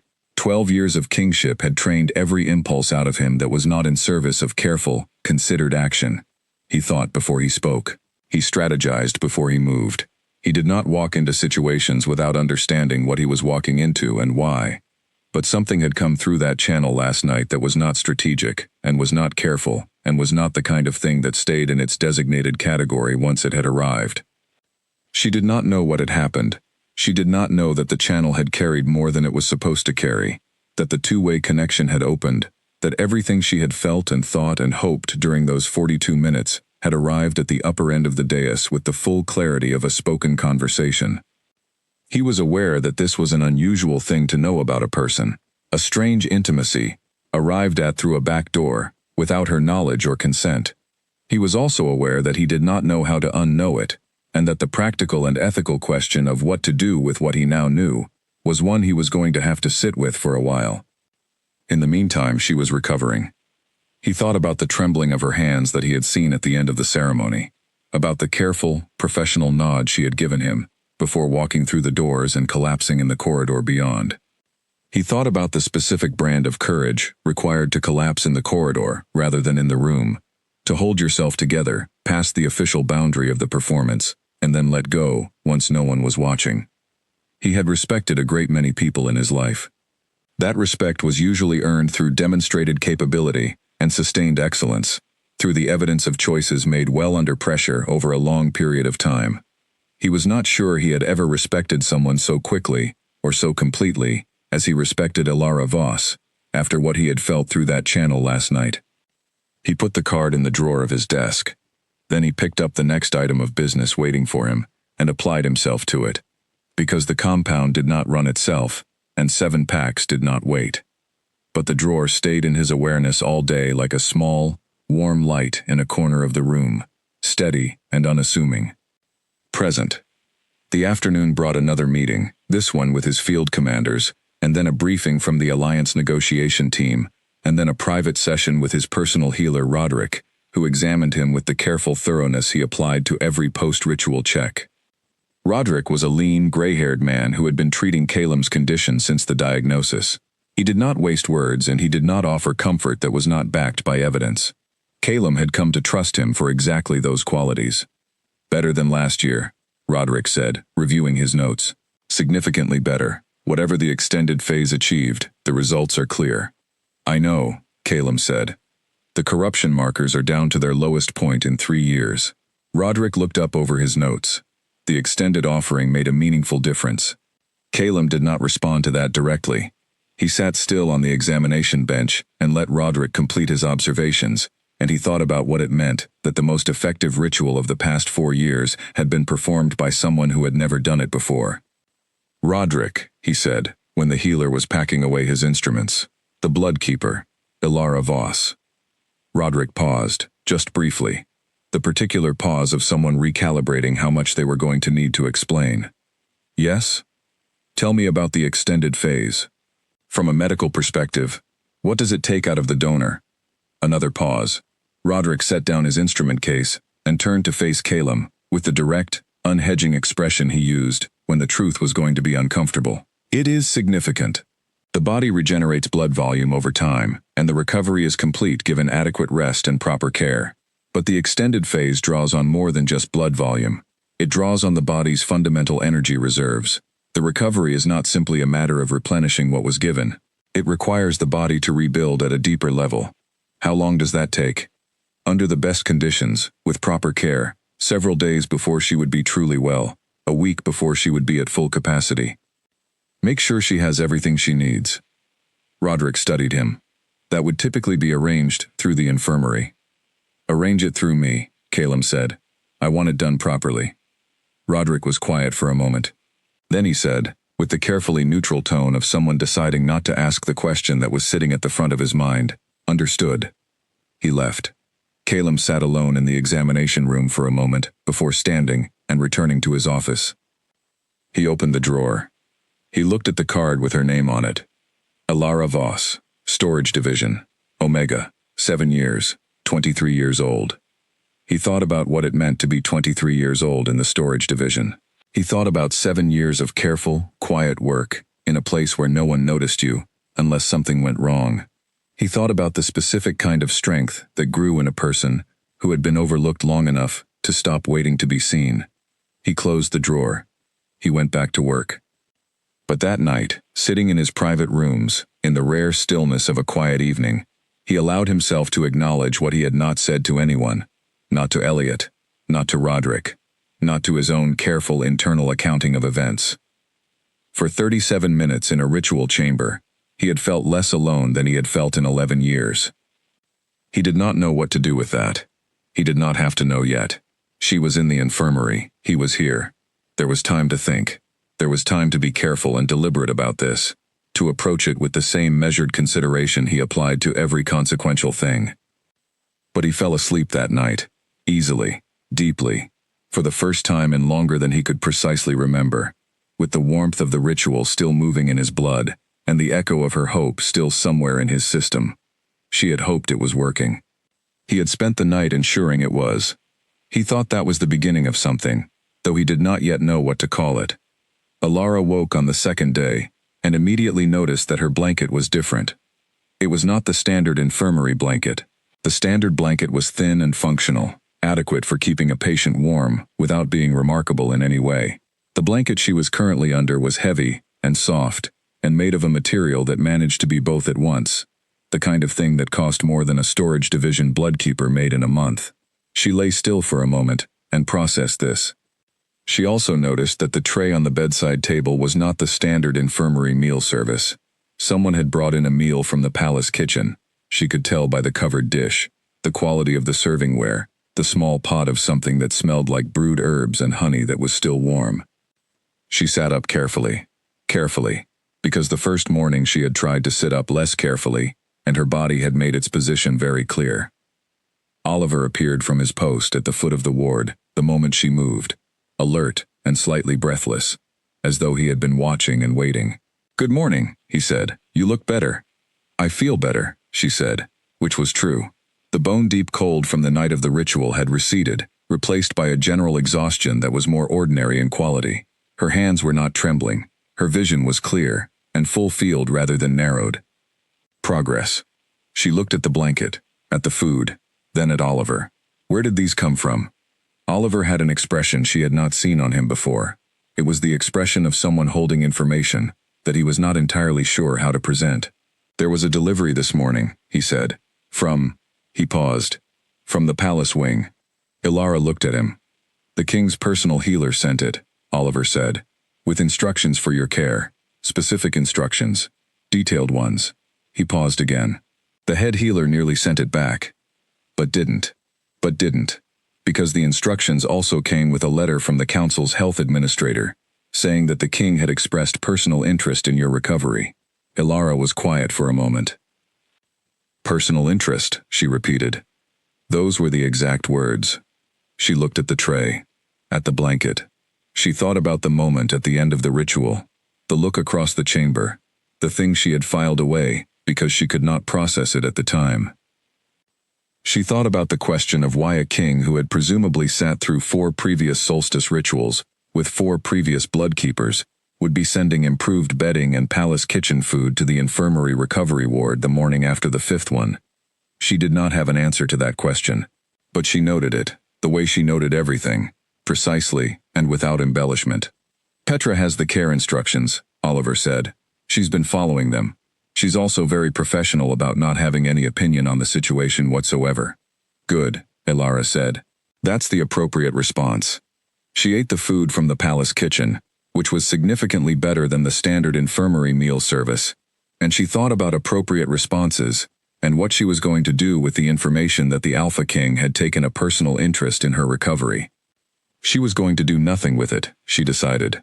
She was going to recover properly, go back to her storage room, and resume the life she had been living before the other bloodkeepers had collapsed and put her in the middle of a situation she had not asked for. That was the logical response. That was the sensible response. She finished the meal. She lay back against the pillow, softer than the standard infirmary pillow, she noticed, also presumably from the palace wing, and stared at the ceiling and thought about the ritual. She had not let herself think about the ritual itself, not the actual experience of it, since she had woken the morning after. She had thought about the procedure, about the steps, about what she had done, and whether she had done it correctly. She had not let herself think about what it had felt like. She let herself think about it now. It had felt like giving something real. That was the closest she could get to it. Not giving something away, not losing something, but offering something that was genuinely hers, in the full sense of the word, and feeling it received. The channel had been a two-way thing, though she had not thought about it in those terms during the ritual itself. She had been focused on giving, not on receiving. But in retrospect, she could identify moments where something had come back through. Not blood, not anything physical, something else. A kind of acknowledgement. She could not be more specific than that, and she suspected that if she tried to describe it to Petra or Oliver or anyone else, she would sound like someone who had experienced a slight shortage of oxygen to the brain during an extended physical procedure, which was also possible and perhaps more likely. But the acknowledgement had felt real. She had felt, midway through the offering, that the thing she was doing was landing, that it was being received by a person and not just absorbed by a system. And she had felt, in that moment, a specific and genuine satisfaction that had nothing to do with recognition and everything to do with simply doing a thing well for someone who needed it done. She had been good at her work before. She had always been good at her work. But this had been different. She was aware that she was probably romanticizing it. She had been slightly oxygen depleted and very focused, and in a ritually heightened state, in an ancient chamber full of symbolism and fire, and centuries of accumulated significance. The experience of that was not a reliable guide to reality. But she remembered the hope she had felt in the extended phase, the genuine, specific hope that this was working. She remembered that clearly, and it felt, even now in the ordinary light of the infirmary ward, clean and real and true. On the 3rd day, she was permitted to sit in a chair. Petra helped her to the armchair beside the window and brought her a 2nd cup of the herb tea that had been arriving with each meal from the palace kitchen.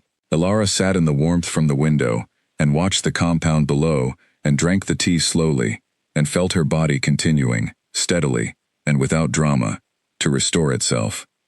She thought about going back to the storage room. She thought about the shelves and the records and the preservation runes with their faint blue glow. She thought about the inventory she had been in the middle of when Oliver had come running and the bloodkeepers had collapsed and the world had shifted sideways. The other bloodkeepers were recovering well. Petra had told her that. Nora was expected to be back at work within a week. The illness had turned out to be a contamination in the prep room's water supply, serious but resolvable, and already being addressed. Soon the blood-keeping department would be back to normal. Elara would go back to the storage room. The Alpha King would continue to be managed by his council and his healers, and the careful architecture of maintenance that had been constructed around him over 4 years. And this strange interruption in the ordinary course of her life would close behind her like water closing over a stone. That was what would happen. She was almost certain of it. On the 4th day, the Alpha King came to the infirmary. She knew he was there before she saw him. The ward changed. The quality of the stillness changed, the way a room changes when something with significant presence enters it. She was back in her bed by that point, having overdone the sitting in the chair, and been firmly returned to horizontal by Petra, and she was reading through the ritual manual for what she told herself was professional reflection, and not at all a way of trying to understand what had happened in the chamber. She heard the shift in the air at the end of the ward. She heard the particular quality of silence that happens when people near a doorway become very still all at once. She did not look up from her manual immediately. She gave herself 3 breaths. Then she looked up. He was standing at the entrance to the ward, flanked by 2 of the serious, contained men who functioned as his close guard. He had apparently come without announcement, without ceremony, wearing the same simple, severe clothing she had seen him in at the ritual. Nothing that announced his rank to anyone who did not already know it. He was looking at her from across the ward, with the same expression she remembered from the end of the ceremony, the one she had not been able to name. Petra materialized from somewhere to Alara's left, with the swift, professional presence of someone who is maintaining their composure through sheer determination. "Sir," Petra said. Her voice was precisely level. "I won't disturb her long," the king said. He said it like someone who was not used to being told they could not do things, but who was aware, in this particular situation, that the protocols of the infirmary had their own authority, and he was choosing to respect them. He walked the length of the ward. He stopped at the foot of Alara's bed and looked at her. Alara set the manual on the blanket beside her and looked back at him. For a long moment, neither of them said anything. Alara thought about what the appropriate response was when the Alpha King of 7 packs walked into the infirmary to look at you for reasons that had not been explained. She decided that looking back directly was probably the best available option. "You're recovering," he said. It was not quite a question. "Steadily," she said. "Petra is very competent." Something moved in his expression. "You performed the ritual alone, without a week of preparation." "Yes." "Without having done it before." "Yes." He was quiet for a moment. "Why?" She considered the question. It was not the question she had expected, though she was not sure what she had expected. "Because it needed to be done," she said. "And I was the one who could do it."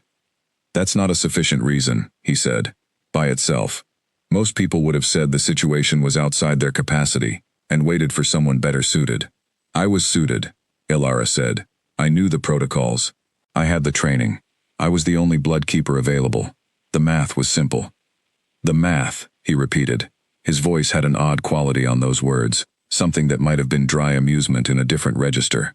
"You thought about it as math." "I think about most things as math," she said. "It's usually more reliable than thinking about them as feelings." He looked at her for a long moment. She held the look with the same steadiness she had held it in the chamber, not challenging, not deferential, just direct, present. She was not afraid of him, she realized. She was aware that he was the most powerful person in the 7 packs, and that his presence here was significant, and that she probably should have some kind of appropriate deference rising in her chest.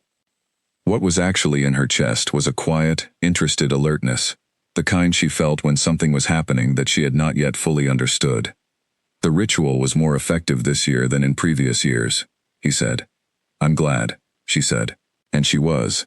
The gladness came up immediately and cleanly, the same hope from the ritual still present in her system. He saw it. She was not sure how she knew he saw it, but she was certain of it. Something shifted in his expression. Brief, contained, immediately controlled, but there. "Thank you," he said. Simple words. He said them the way someone says something they have been thinking about how to say, and have finally decided to just say directly, without ceremony, without the formality his position should probably have required. "You're welcome," Alara said. He nodded. A small, precise nod, the kind she had seen from senior figures in the pack, when they were acknowledging something they would not elaborate on yet. Then he turned to leave. "Sir." He stopped, turned back. "Why did you come yourself?" she asked. "You could have sent Elliot." He paused. Something in his expression shifted again. That door opened by accident, briefly, before closing. "I know," he said. And then he walked back down the length of the ward and out through the door, and the air in the room slowly returned to its ordinary quality, and Petra reappeared at Ilara's bedside with the tight, professional expression of someone who was going to take this entire experience to her grave without comment. Ilara picked up the ritual manual. She stared at the page without reading it. She thought about what it meant that the answer to her question had been, "I know." She thought about it for a very long time. Oliver found her that evening still sitting with the manual in her lap, and the same expression on her face that she had been wearing, he reported later, for approximately 4 hours. "Are you all right?" he asked. "I am perfectly fine," she said, in the tone of voice that meant she was processing something in the careful, methodical part of her mind that she did not generally share with external audiences. He sat in the chair beside her bed. He was quiet for a moment, and she appreciated that about him, that he had learned, in the months she had known him, when silence was more useful than words. "He came himself," Oliver finally said. "Yes. The Alpha King, who runs 7 packs, came to the infirmary, to see you. I'm aware of what happened, Oliver. He paused. "I'm noting that this is an unusual event. I have noted it also." "And?" Ilara looked at him. "And I am thinking about what it means." "Do you know what it means?" She was quiet for a moment. Then she said, with the particular honesty she reserved for people she actually trusted, "I think I do. I just don't know yet what to do with knowing it." Oliver absorbed this. He looked at his hands. Then he said, quietly and without the careful diplomacy that most people would have applied to the observation, "He looked at you the way people look at things they have decided they care about and haven't figured out what to do about yet." Ilara looked at him. "I was watching," he said, with a small, contained shrug that communicated both honesty and the understanding that this was perhaps more than she had invited. She looked back at the manual. "He doesn't know me." "He came to see you. He came out of gratitude, probably, or protocol, or curiosity about the ritual outcome. He could have sent a letter for any of those things." Oliver paused. "He came himself." Ilara was quiet for a long time. She thought about the feel of the channel, about what she had experienced during the extended phase, the sense of an acknowledgement, the quality of being received not just as an offering but as a person. She had put that down to oxygen and ceremony, and the heightened state of the ritual space. But what if she had been wrong? What if the two-way quality of the channel had been real, and the acknowledgement had been real, and something about the ritual had created a connection that went beyond what either of them had expected? What if he had felt her during the ritual, not her blood, her? She thought about that very carefully, holding it at arm's length the way she held all large ideas before she let them close. She examined it from multiple angles. She considered whether it was credible, whether it fit the evidence, whether it was the kind of thought she was generating because it was true, or because part of her wanted it to be true. She could not fully decide, but she noticed that the thought did not feel wild or improbable. It felt, in the quiet, clear assessment of her own mind, possible. "Oliver," she said. "Yes? Do you know anything about pure-blood anchor bloodlines?" He blinked. "Like, the old bloodline classifications? The ones in the heritage texts?" "Yes. Not much. Just what's in the general history books. They were very rare. They had a specific role in ancient pack rituals, something about their blood having unusual properties in a ceremonial context." He paused, thinking. Why? Ilara looked at the manual in her lap. She thought about the pull she had felt during the extended phase, not just the ritual drawing from her, but the specific quality of it, the instinctive depth of the connection between what she was offering and what the channel was drawing it toward. She thought about the way the ritual had extended far past what any previous ritual apparently had. She thought about the head healer's careful non-answers, and the council's quick agreement, and the things that had felt, now that she was thinking about them clearly, like the particular management of a situation that was not going the way anyone had predicted. "Just a question," she said. But she was already filing it in the front of her mind, rather than the back. She fell asleep that night thinking about bloodlines and channels, and the particular quality of a look from across a room, and the question of what you were supposed to do when the most significant experience of your life arrived, without any warning, and without any manual, and without a single clear protocol to tell you how to proceed. She did not have an answer, but she was going to find one. That was the kind of person she was. She found answers to things. She read the manuals, and she studied the evidence, and she thought carefully. And then she figured out what the truth was, even when the truth was complicated and made everything harder. She was going to figure this out. She fell asleep with that quiet determination sitting in her chest, and it felt, in the dark of the infirmary ward, with the blanket from the palace wing warm around her, and the herb tea cold on the table beside her, like the beginning of something she did not yet have a name for. Something that was not going to be small. The elder healer's name was Gideon, and he had the kind of age that did not announce itself in obvious ways. He was not frail. He did not move slowly, or speak with the deliberate pace of someone whose faculties were dimming. He was simply old, in the way old mountains are old.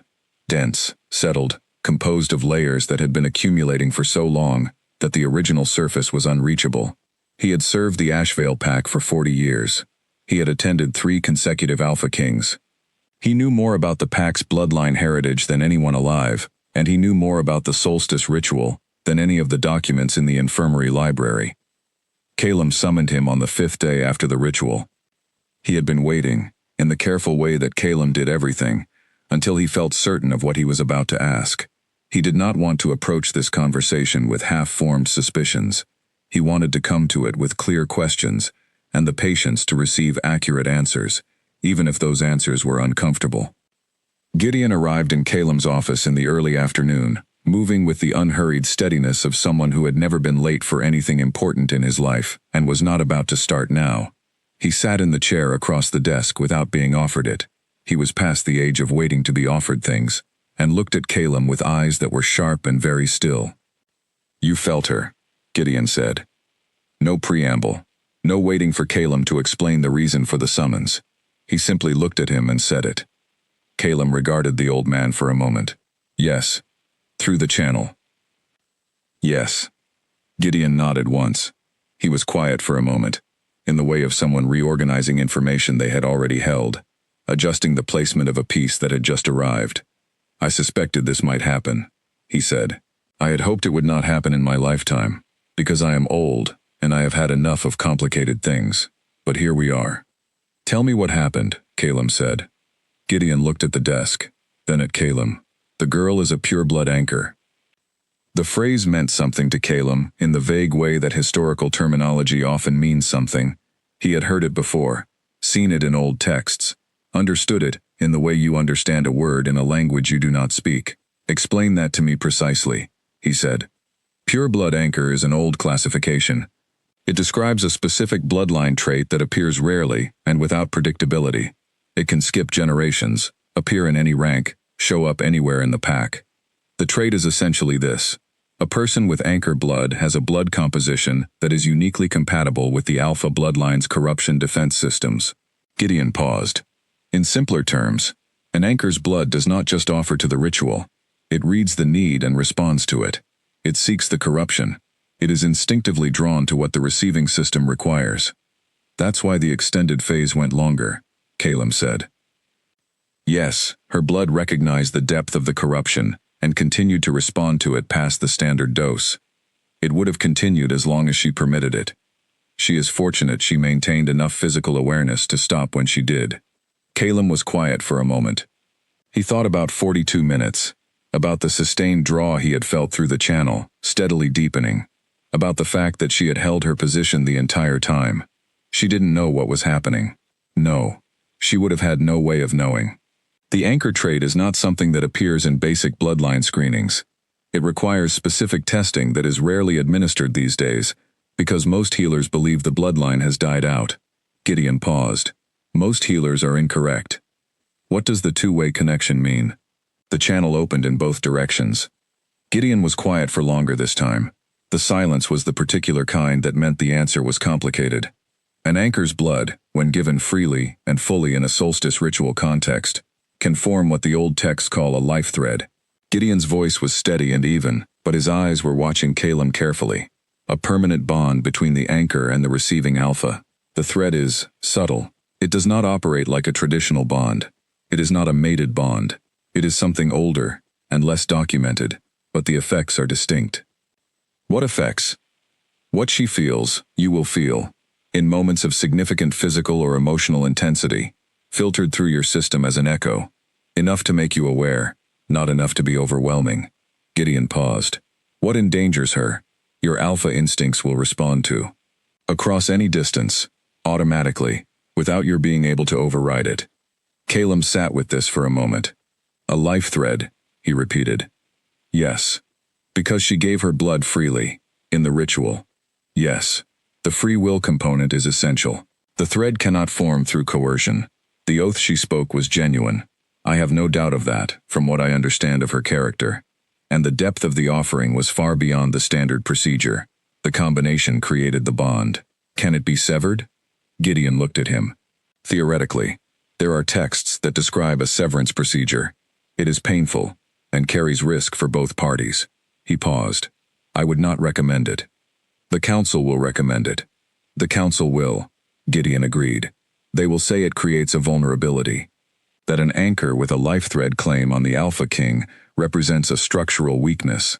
That unknown persons could use her as a point of influence. He looked at his hands for a moment, then back at Calum. They would not be wrong, strictly speaking, from a purely strategic perspective. But?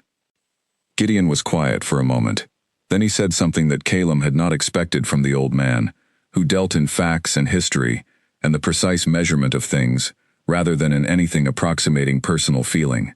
She gave 42 minutes of herself in that chamber, for a man whose name she knew from documents. She had never met you. She owed you nothing. She went into that ritual with less than a day of preparation, and she stayed in it past the point where any trained bloodkeeper I have ever known would have stopped, because the ritual was not finished, and she had decided to finish it. Gideon's voice was level and unhurried. That kind of person does not become a vulnerability. That kind of person, given proper consideration and honest treatment, becomes the most reliable thing in your world.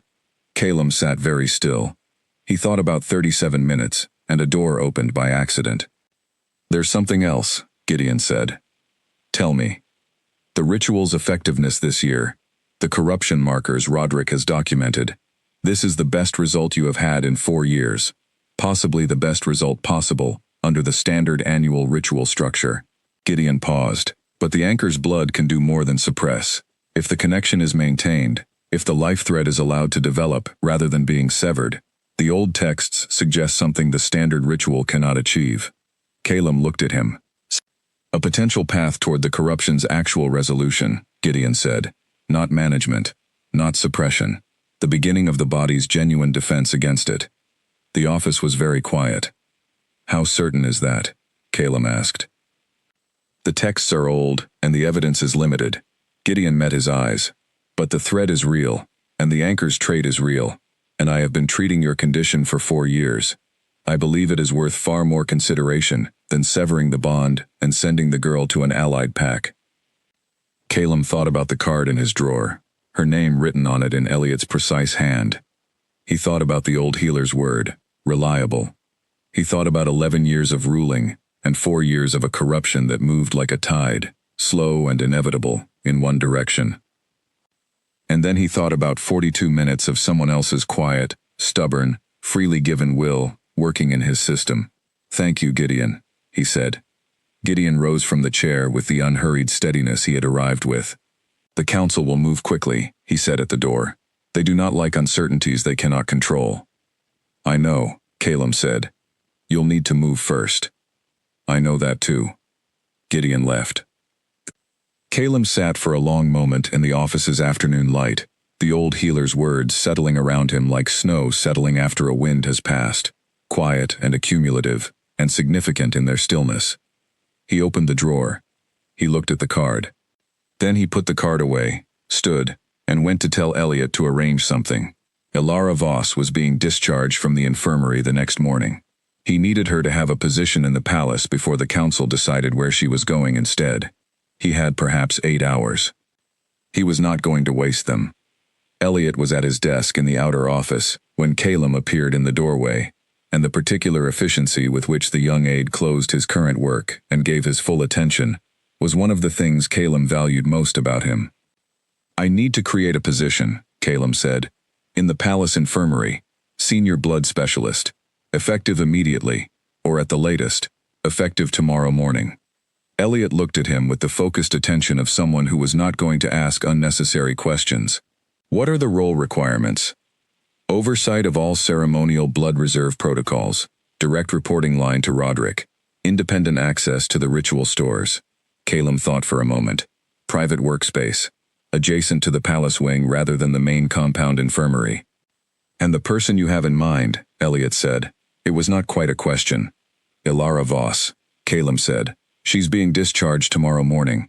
The position offer should arrive before that happens. Elliot made a note. The council will want to review any new palace wing appointments. The council reviews them after they have been made, not before. That's within my authority, and they know it. Calum paused. Make sure the paperwork is clean. Make sure the role is legitimate. I don't want her walking into something that can be challenged on procedural grounds. Understood. Elliot's pen moved quickly. What pay grade? Senior specialist. Palace wing rates. Elliot looked up briefly, then back down at his notes. Palace wing rates were considerably higher than compound infirmary rates. He made the note without comment. She'll have the option to decline, Calum said. Make sure that's clear in the offer. This is not a command. It's a position she can accept or not as she chooses. Elliot nodded, still writing. I'll have the formal offer ready within 2 hours. Good. Calum went back into his office and sat down. He picked up the next item of business on his desk and stared at it for a moment without reading it. He was acting quickly. He knew he was acting quickly. He also knew, with the same clarity that had governed 12 years of sound decision-making, that quick was correct here. The council was deliberate, organized, and experienced at managing situations that inconvenienced the pack's strategic architecture. If they identified the life thread, and Gideon was right that they would move to resolve it in the way that was most strategically clean, which would mean moving Ilara out of his reach before he had the chance to consider what that meant. He was not going to allow that. Not because he had a clear plan. He did not yet. Not because he had decided what the life thread meant or what he intended to do about the information Gideon had given him, about the possibility of an actual resolution to the corruption, rather than another year of suppression. He had not had time to think about any of that fully. But he had decided, sitting in his office with the afternoon light coming through the tall windows and the compound quiet around him, that he was not going to make decisions about Ilara Voss's life and location without her knowledge, and he was not going to permit others to make those decisions on his behalf. Whatever came next, it was going to be handled honestly. That felt like the right thing, and he trusted his own instinct about what was right, with the same steady confidence he trusted his instinct about what was tactically sound. The offer went out that evening, delivered by a palace runner to the infirmary's administrative desk, with instructions that it be given to Ilara Voss directly, not routed through any other channel. Petra handed it to Ilara just before her last meal of the evening. Ilara read it twice. Then she set it on the blanket beside her and looked at the ceiling for a while. Oliver, who had an uncanny ability to appear precisely when she was processing something significant, materialized from his post at the end of the ward, with a cup of tea, and the expression of someone who had already read the return address on the envelope, and drawn several conclusions. She did not tell him to go away. She let him sit in the chair, and drink his own tea, and be quietly present, while she thought about the letter in her lap. A position in the Palace Wing Infirmary, senior specialist, her own workspace. Reporting to Roderick, the king's personal healer, rather than to the compound's general infirmary structure. She thought about what this meant with careful, methodical attention. It meant she would be in the palace, close to the ritual stores, which made professional sense given what she had just demonstrated, close to the king's own medical infrastructure, not under the direct authority of the council-managed compound structure, but under the palace wing's more direct hierarchy. She thought about what Gideon had not told her, because no one had told her about pureblood anchors, or life threads, or any of the things that were apparently being discussed about her blood and its properties in rooms she had not been invited to. She did not know any of that yet. What she knew was this. The Alpha King had come to the infirmary himself, had said 2 words, "Thank you," with the directness of someone who had chosen honesty over formality, and had answered her question with 3 words that contained more information than they appeared to. "I know." And now there was a job offer on her blanket. She was not naive. She understood that positions did not appear from the palace wing for no reason. She understood that something had happened in that ritual chamber that had consequences she could not yet fully see. She understood that she was being positioned, carefully, without coercion, with a genuine option to decline, but positioned nonetheless. She also understood that the position was real, and the role was legitimate, and the pay rate was the kind of thing that people like her did not generally receive without 20 years of visible achievement, and several very important recommendations. She thought about the storage room, about the shelves and the records and the faint blue preservation runes, about the life she had built in the quiet, careful margins of the pack. She thought about the channel, about 42 minutes of something real. She thought about Oliver's observation. He looked at you the way people look at things they have decided they care about and haven't figured out what to do about yet. She picked up the letter. She read it a third time. Then she reached for the small writing materials on her bedside table and composed a response. It was 6 words long. She would accept the position. She folded it, handed it to Oliver, and told him to return it to the runner who was waiting at the infirmary's administrative desk. He took it with wide eyes and went quickly. Alara lay back against her pillow and stared at the ceiling again. She had just agreed to go to the palace. She had agreed to work in a wing that was 4 corridors and a significant social gradient from where she had spent the past 7 years.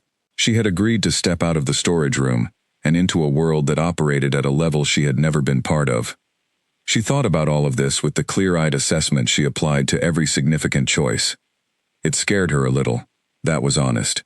The scale of it, the visibility of it, the fact that it was so far outside the boundaries of the life she had constructed. But she thought about the ritual, about the oath she had spoken, and the fact that she had meant it, about the way the channel had pulled and she had stayed. She was not someone who stopped when things became large and uncomfortable. She was someone who assessed the situation, confirmed her capability, and continued. She was capable. She had proven that. Whatever was happening, whatever the palace position actually meant in the larger picture, she could not yet fully see. She was going into it the same way she had gone into the ritual chamber, with her shoulders straight, her hands ready, and her decision already made. She turned onto her side, pulled the excellent blanket more firmly around her, and closed her eyes. Tomorrow she was going to the palace. She let that be real and significant and slightly frightening, and then she let it settle, and then she slept. 3 floors above and 4 wings away, Elliot placed the returned acceptance letter on Calum's desk. Calum read it once, looked at it for a moment, set it down. He went back to the briefing document he had been working through. But the corner of his mouth moved, very briefly, in a direction that had nothing to do with the briefing document. 6 words. She would accept the position. Clean. Direct. No elaboration. No questions. No conditions. No asking for more information before deciding. He thought about her voice in the infirmary, the steadiness of it, the complete absence of performance. He thought about what Gideon had said. That kind of person becomes the most reliable thing in your world. He thought that Gideon, for all his bluntness, was not wrong about many things. He finished the briefing document, set it aside, and went to bed. The council meeting was tomorrow morning. He had 8 hours to sleep and be ready for what they were going to say when they found out. The palace infirmary was different from the compound infirmary in the same way that a river is different from a well. Both held water. One held considerably more of it and moved considerably faster. Ilara had spent 3 years telling herself that the compound infirmary was where she belonged.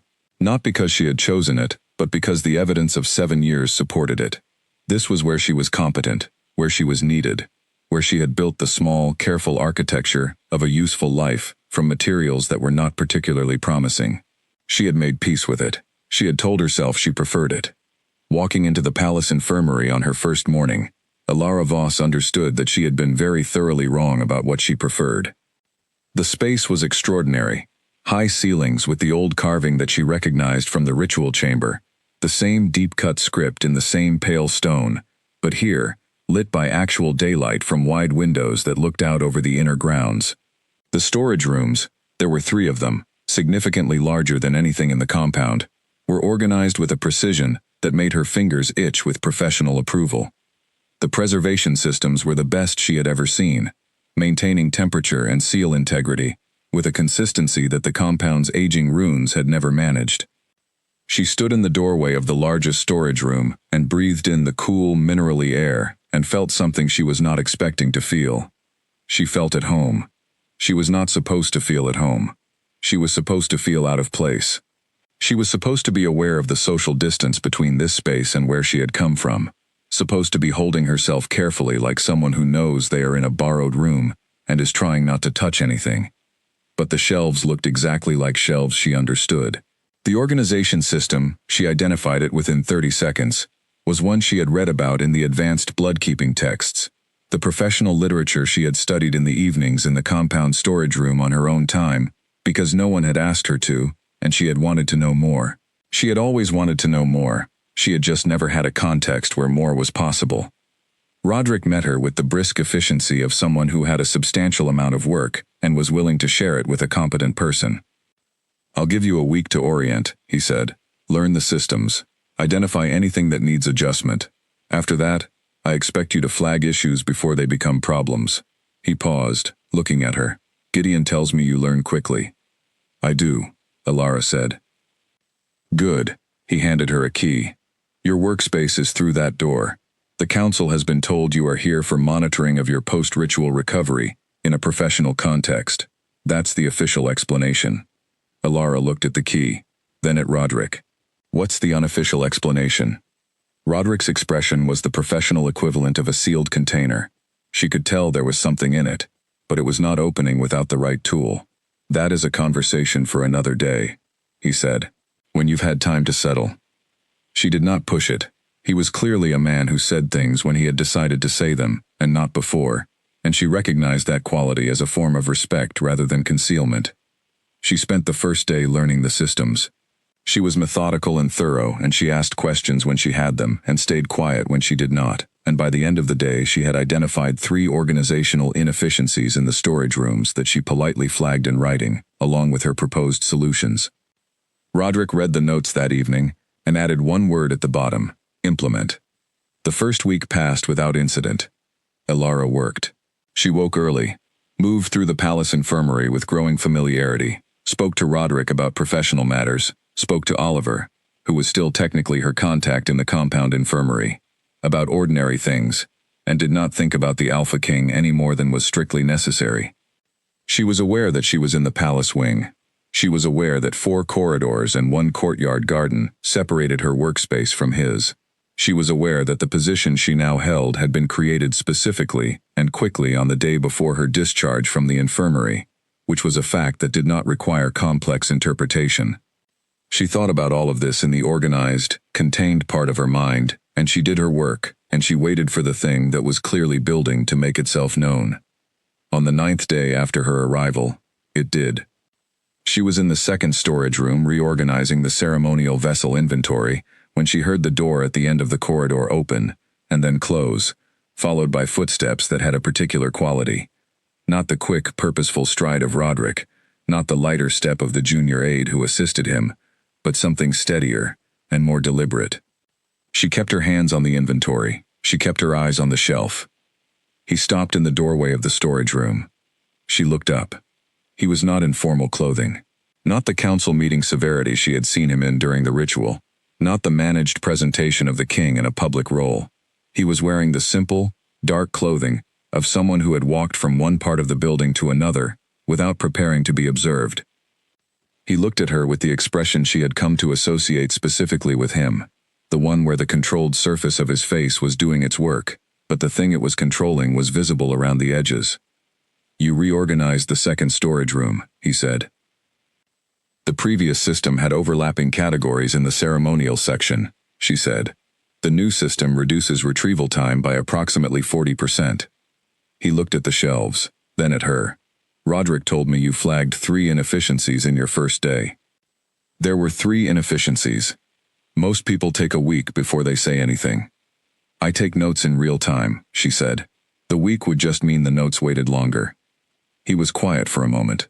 He stepped further into the storage room, looking at the shelves the way someone looks at a thing that has been improved, and they are taking stock of the improvement. "How are you feeling?" "Well," she said, "fully recovered. Gideon thinks otherwise." Alara paused. "Gideon examined me?" He checked your recovery notes. A pause. He has an interest in your health. She processed this. Gideon, the elder healer, the one who knew more about the pack's bloodline history than anyone alive. She thought about this with the focused attention it deserved, and she thought about Pure Blood Anchor, and the thing Dorinda had almost said, and the way the council had agreed to her performing the ritual, without any of the usual procedural delays. There's something I haven't been told, she said. Not accusatory. Observational. He was quiet for a moment. Yes. About my blood. Another pause. His expression changed slightly. Not the door opening by accident this time, but something more deliberate. A decision being made. Yes. Tell me, she said. He looked at her for a long moment. Then he said, not here. Come to my study this evening. She considered that. A direct invitation. Given clearly, and without the elaborate political wrapping that such an invitation could have carried. He was asking her to his study, the private workspace of the Alpha King, to tell her something she had a right to know. All right, she said. He nodded. Then he looked at the shelves one more time. The reorganization is good work, he said, with the particular directness of someone who gives a compliment as a fact, rather than as social currency. Thank you, she said. He left. She stood in the storage room for a moment after the footsteps receded down the corridor. She put both hands flat on the shelf in front of her and breathed. This was escalating quickly. No, it had been escalating steadily. From the ritual chamber to the infirmary, visit to the job offer, to 9 days of proximity, to now an evening meeting in his private study, to learn something about her own blood, that the council and the elder healer, and apparently the king himself, had known for some time, and she had not. She thought about the fact that she did not feel afraid.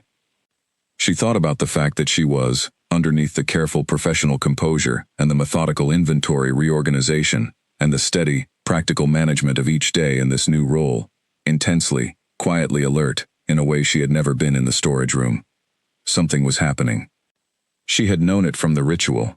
She had known it in the infirmary. She knew it now, standing in the cool second storage room of the palace infirmary, with her hands on a reorganized shelf.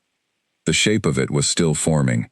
She could not see all of it yet, but the outline was there, and it was not small. She went back to her inventory. She worked through the afternoon with the same methodical attention she brought to everything, but her mind was doing two things at once, the foreground task and the background assessment, running in parallel, the way it always did when something significant was approaching.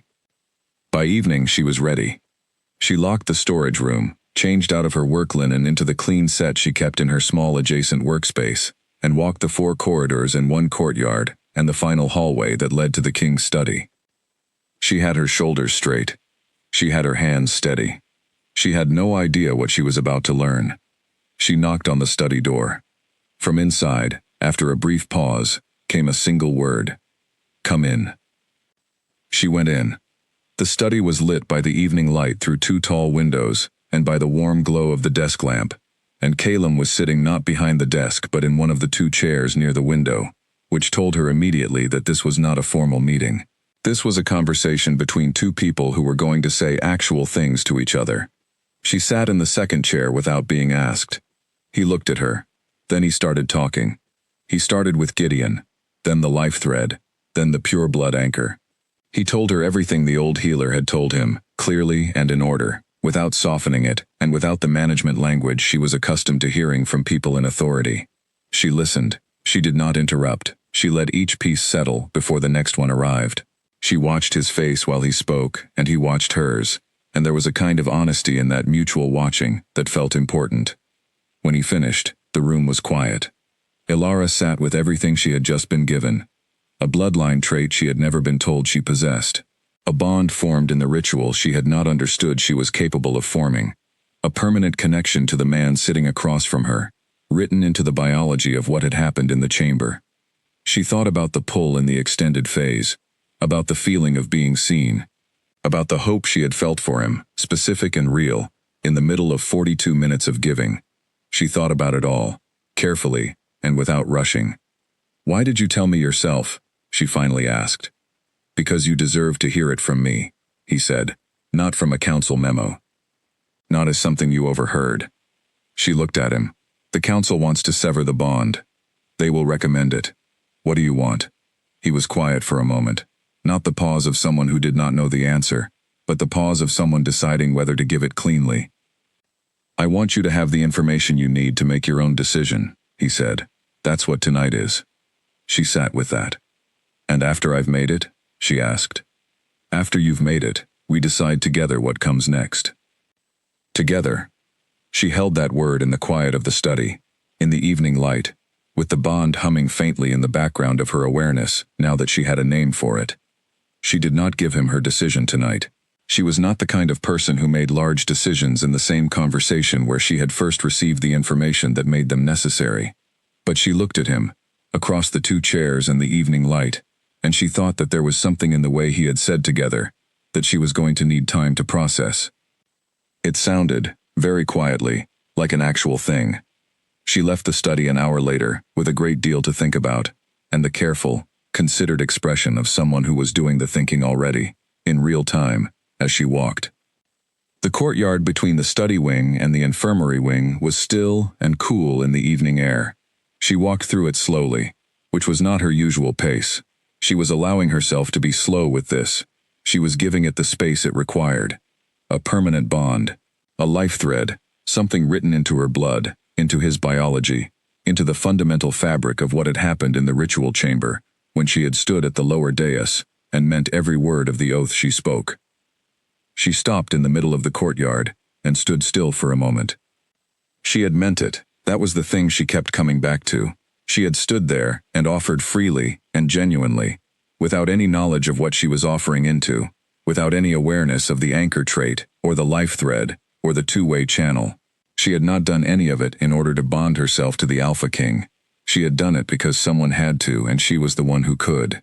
And the ritual had taken that genuine offering, and made it something permanent. She thought about whether that felt wrong. She sat with the question honestly, the way she had learned to sit with hard questions, without rushing to an answer she had not yet earned, but without avoiding it either. It did not feel wrong. It felt large. It felt complicated. It felt like something that was going to require a great deal of careful thought, and probably several difficult conversations, and possibly a confrontation with the council that she was not looking forward to. But it did not feel wrong. She thought about the bond humming faintly in the background of her awareness. She had not had a name for that sensation before tonight, but now that she did, she could feel it clearly, steady and quiet and present, like a lamp in a room you are not in, visible under the door. She thought about what Gideon had apparently told the king, that the anchor's connection, maintained and developed, offered something the standard annual ritual did not just suppression, but genuine possibility, the beginning of a real defense against the corruption.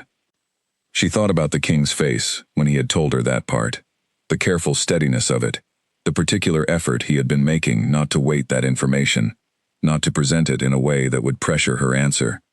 He had been very deliberate about that, about giving her the information without pushing her toward the conclusion it pointed to. She found that she respected that significantly. She had met very few people in authority who understood the difference between informing and pressuring. He appeared to understand it, and to have made a choice about which one to do. She resumed walking. Back in her workspace, she made tea. She had her own kettle now, a small luxury she had permitted herself in the palace wing, and sat at her desk and thought. She thought about the council, about what they would recommend, and why they would recommend it, and what their recommendation would actually mean in practice. Gideon had said they would move quickly on the life thread. She believed that. She had been around the pack's administrative machinery long enough to know how quickly it could move when it was motivated. She thought about the transfer to an allied pack, the generous gift, the quiet, considerate removal of the problem, to a place where it would no longer be a problem. She thought about the other donors. She was not going to be a quiet, considerate removal. That thought arrived with a clarity and firmness that surprised her a little with its immediacy. She held it, tested it, confirmed that it was true. She was not going to be managed out of this. Not because the king had asked her to stay. He had, explicitly, not asked her anything. Not because the bond made her unwilling or unable to go. But because she had walked into that chamber and given 42 minutes of herself with full knowledge that it was difficult and demanding, and more than she had been asked for, and she had done it, because she chose to, and she was not going to now have that choice unmade by people who had not been there. She finished her tea. She washed the cup methodically and set it on its shelf. She went to her narrow bed in the small room adjacent to her workspace, another palace wing improvement on compound infirmary accommodation, and lay down and stared at the ceiling, and thought about everything, until her body informed her that she had been awake long enough. She thought, just before sleep came, about the word together. Decided together. Said with a directness that did not perform modesty, but that she had nevertheless felt as something real. She did not know the king. She had spoken to him 4 times, briefly. She did not know his habits, or his preferences, or what he was like in the ordinary hours of the day, when he was not managing either a ritual or a conversation, with significant implications. She did not know whether what she had felt in the channel was something she trusted, or something she needed more time to examine. But she thought about 4 conversations, all of which had been honest. She thought about a visit to an infirmary that could easily have been a letter. She thought about a study chair rather than a desk, a conversation rather than a briefing, together rather than, I will decide. She thought that was, at minimum, a person who was trying to do this right. And she thought that was worth something. She was not making any decisions tonight. Tonight was for thinking. Tomorrow she was going back to the storage room, and the inventory, and the work would help her think more clearly, because it always did. But when she closed her eyes, and the study's evening light was still there in her memory, steady and warm, and the bond hummed its quiet presence in the background of everything, she thought that she already knew what she was going to decide.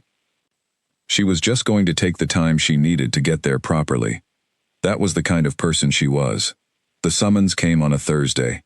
Ilara had been in the palace wing for 18 days. She had reorganized 3 storage rooms, flagged 2 failing preservation seals, drafted a new cataloging protocol that Roderick had approved without a single revision, and had 4 more quiet conversations with the king, in hallways, in the courtyard, once in the storage room when he came to look at the new organizational system, once in the study again over tea that his aide had arranged and that she had attended with the same directness she brought to everything. None of those conversations had been about the bond. They had been about work, about the pack's medical history, about the ritual texts she had been reading in her own time, about small things, and sometimes larger ones, but always with the particular quality of 2 people who were learning what the other was like in ordinary circumstances, rather than exceptional ones. She was learning a great deal. He was precise, he was direct, he had a dry quality that she had initially read as coldness, and had progressively reread as restraint, the specific quality of a person who finds more things amusing than they allow themselves to show. He remembered details. He asked about things she had mentioned in passing, 2 or 3 conversations later, as though he had stored the information and continued thinking about it. She did the same thing. She noticed when he noticed. The bond was there. She had settled into an awareness of it that was no longer startling. It sat in the background of her day, the way awareness of your own heartbeat sits, usually quiet, occasionally noticeable, always present. She was not sure what he felt from his end. They had not discussed the specifics yet. She suspected they would, eventually. She had, in the quiet of her own reasoning over 18 days, come to a position on it. She had not told him. She was still working out the exact shape of how she wanted to say it. Then the summons came, and the council made the question considerably more urgent. It was delivered by one of the council's formal runners, distinguishable by their gray-banded uniform, and it requested her presence in the administrative chamber at the 4th hour of the afternoon. It was signed by Hadley. Ilara read it, folded it, and put it in her desk drawer. Then she went to find Roderick. She found him in the main infirmary space reviewing records. He looked up when she came in. She told him about the summons. He put down the records and was quiet for a moment. "You don't have to go," he said. "You are palace wing staff. Council summons to an administrative chamber are not technically binding for palace wing appointments." "I know," she said, "but declining would make it look like I'm hiding from them. I'm not hiding from anything." Roderick looked at her for a moment. "What do you expect they'll say?" "I expect they'll explain to me very politely why it would be in everyone's best interest for me to accept a transfer to a very comfortable allied pack posting," she said. "And I expect there will be several layers of careful language around the reasons. And you intend to? I intend to listen, she said. And then I intend to tell them what I've decided. Roderick's expression was, as usual, professionally sealed. But something in his eyes had a quality that was, she thought, warm. Good, he said. He said it the same way he had said implement on her organizational note, as a fact rather than an encouragement. She spent the hours before the meeting doing her work. She did the morning inventory, checked the preservation seals, reviewed the new cataloging entries from the previous day. She did all of it with the same attention she always brought to it, and she felt the work steadying her the way it always did. At the third hour, she sent a message to the king's study through Elliot. It said, "The council has summoned me for this afternoon. I wanted you to know before I went." At the 3rd hour and 15 minutes, the reply came back. It was longer than she expected. "I know about the summons. I would ask you not to go, but that is not my decision to make, and I will not make it for you. What I can tell you is this. You do not owe them compliance. You do not owe them a gracious exit. And whatever they offer you, it will not include what this place can offer you, because they have not understood yet what you are. Whatever you decide in that room, I will support it. Whatever you decide, you tell me yourself when you are ready to tell me." She read it 3 times. She thought about whatever you decide, I will support it, and the specific choice that represented, not a statement designed to keep her, not a calculated offer wrapped in the language of freedom, but an actual, genuine release. He was telling her that she could leave if she chose to, and he would not use the bond, or his position, or anything else to stop her. She thought about the difference between that and what the council was about to offer. She put the message in her desk drawer beside the summons. Then she changed into the cleanest set of palace wing linen she had, and walked to the administrative chamber. Hadley was there. Cress was there. A 3rd council member she knew by face but not by name, sat at the far end of the table. There was water and, she noticed with a detached professional eye, no food. This was intended to be a brief meeting. She sat in the chair they indicated. She did not smooth her clothes or fold her hands or arrange herself in any particular way. She just sat, straight-backed and still, and looked at Hadley. He opened with the careful language she had expected. The council's appreciation for her service during the ritual emergency, the acknowledgement of her dedication, the recognition that the extended procedure had required a great deal from her physically. She listened. She let him finish. Then Cress spoke. She was more direct than Hadley, which was consistent with what Alara had observed of her previously. She laid out the council's position on the life thread without quite naming it. She spoke around it with the language of post-ritual complications and complex bonding protocols, and the unique demands of the anchor bloodline in a ceremonial context. Alara listened to all of it. When Cress finished, the room was briefly quiet. "You want me to leave?" Alara said. Hadley moved to reframe this, and she waited for him to finish, and then said it again, more specifically. "You want me to accept a transfer to an allied pack posting, because the bond formed during the ritual is something the council has assessed as a strategic complication, and the cleanest resolution from your perspective is to remove me from proximity." The silence that followed was the silence of people who have prepared for a conversation that was going to be more complicated than it would have been with someone else. "We want you to consider what is best for the pack's stability," Cress said, carefully. "I have considered it," Alara said. "I've been considering it for 18 days. I've been considering it more carefully than a council assessment note, prepared in a meeting I wasn't part of, because I have the advantage of having been actually inside the ritual chamber when the bond formed, and having spent the past 18 days living with what it means, rather than theorizing about it." Hadley looked at her. His expression had the particular quality of someone recalibrating. "The life thread is not a vulnerability," she said. "I understand why your analysis says it is. I understand that an anchor with a bond to the Alpha King can be perceived as a point of leverage. I understand the structural argument. I also know, with more certainty than any of you can have about this, that the bond is not something I entered into carelessly or under pressure. I spoke the opening oath in that chamber, and I meant it, and the ritual recognized that I meant it, and what formed between that offering and the king's system is real, and it is stable, and it is, according to Gideon, the first credible pathway toward addressing the corruption, rather than simply managing it." She paused. The room was very quiet. "You have 2 things to weigh," she said. "The theoretical risk that I represent as a bonded anchor, who is now a known entity in the pack. A risk you can manage, by the way, because I am not interested in being a political instrument and never will be. And the concrete possibility that the bond, maintained and allowed to develop, is the best chance the king has for something better than 12 more years of ritual suppression. Cress and Hadley exchanged a look. That's a significant claim, Cress said. It's Gideon's claim, Alara said. Take it up with him. Another silence. What exactly are you proposing? Hadley said. Alara thought about the message in her desk drawer. Whatever you decide in that room, she thought about together. I'm not proposing anything yet, she said. I'm telling you what I've decided. I'm not leaving. I'm not accepting a transfer. I am a palace wing appointment with a legitimate role, and I am staying in it. The council can request a review of my position through the appropriate channels, and if there is a procedural argument that supersedes my appointment, then make it. She paused.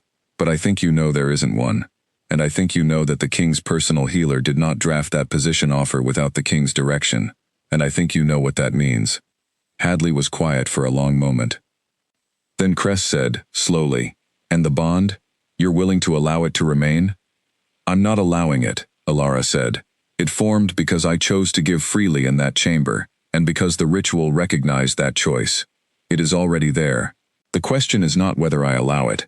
The question is whether the council is going to spend energy trying to undo a thing that Gideon says is both real and potentially beneficial, or whether they are going to focus their energy on something more productive. Cress looked at the table, then at Hadley, then at the third council member, who had been silent throughout and now gave a small, precise nod. The meeting ended 20 minutes later without any formal resolution, which, Alara understood, was its own kind of resolution. She walked back through the courtyard in the late afternoon light, past the turning leaves of the old tree at the garden's center, and she felt the bond sitting steady in the background of her awareness, the way it always did. She went back to her workspace. She sat at her desk. She took out the message from the drawer and read it one more time. Whatever you decide in that room, I will support it. She thought about what she wanted to say. She thought about it carefully, the way she thought about everything, turning it over, examining it from multiple angles, making sure it was actually true before she put it into the world. Then she picked up the small writing materials on her desk. She wrote 4 sentences. She folded the paper and took it to Elliot, who was in his outer office with the quiet, unflappable expression of someone who had long since made his peace with being part of consequential events. Then she went back to her work. The inventory needed finishing. She finished it. An hour later, Elliot appeared in the storage room doorway, with a look on his face she had not seen before, the look of someone holding a piece of information that is small in size and significant in weight. He asks if you will come to the study this evening, Elliot said. Yes, she said, without looking up from the inventory. Tell him yes. Elliot left. She continued the inventory with steady hands and a quiet mind. The storage room's preservation runes hummed faintly around her, blue and constant. Outside, the afternoon was moving toward evening, and somewhere in the palace wing, 4 corridors away, a man who had been carrying something alone for 4 years was reading 4 sentences that he was going to need to read more than once. She hoped he was ready for them. She had written them very carefully. What she had written was this: I went to the meeting. I told them I was staying. They did not have a procedural argument that could override my appointment, and they knew it. I believe they will review their position over the next several days and eventually decide that the most practical response is to work with a situation they cannot easily change. I want to be clear about something. I am not staying because of the bond. I am staying because I chose to give freely in that chamber, and that choice was mine, and I will not have it managed away by people who were not there. The bond is part of what that choice created, but it is not the reason I am making this decision. I would like to talk about what comes next, not the council, not the strategy, the actual thing between us, whatever that is. When you are ready to have that conversation, I am ready to have it. That was what the 4 sentences had contained. 4 sentences that were actually considerably longer than 4, because she had thought about what she wanted to say and how she wanted to say it, and she had decided that the most important things to communicate were what had happened with the council, what her actual reasons were for staying, and what she was prepared for now. She had written it directly. She had not cushioned it or obscured it, or wrapped it in language designed to make it easier for the reader to dismiss. She was not, she had decided, going to be unclear. Not about this. She thought about what it would mean to have the actual conversation she had described. The one about the actual thing. She thought about sitting in the study chairs again, in the evening light, but talking about something different this time. Not information being transferred, not a situation being explained, but two people looking honestly at what had formed between them and deciding what to do about it. She was not certain about many things. She was certain about that conversation being necessary. She was also, she admitted to herself in the quiet of the storage room with the inventory finished and the runes humming steadily, quite certain that she was looking forward to it. That felt significant. She held it and examined it, and confirmed that it was real, rather than manufactured. She was looking forward to talking to him. Not to the situation resolving, not to the bond being clarified, not to the strategic elements settling into place. She was looking forward to talking to Calum Drace, specifically, in the study chairs, in the evening, about something real. She had not looked forward to talking to many people in her life. She was not, by nature, someone who sought conversation.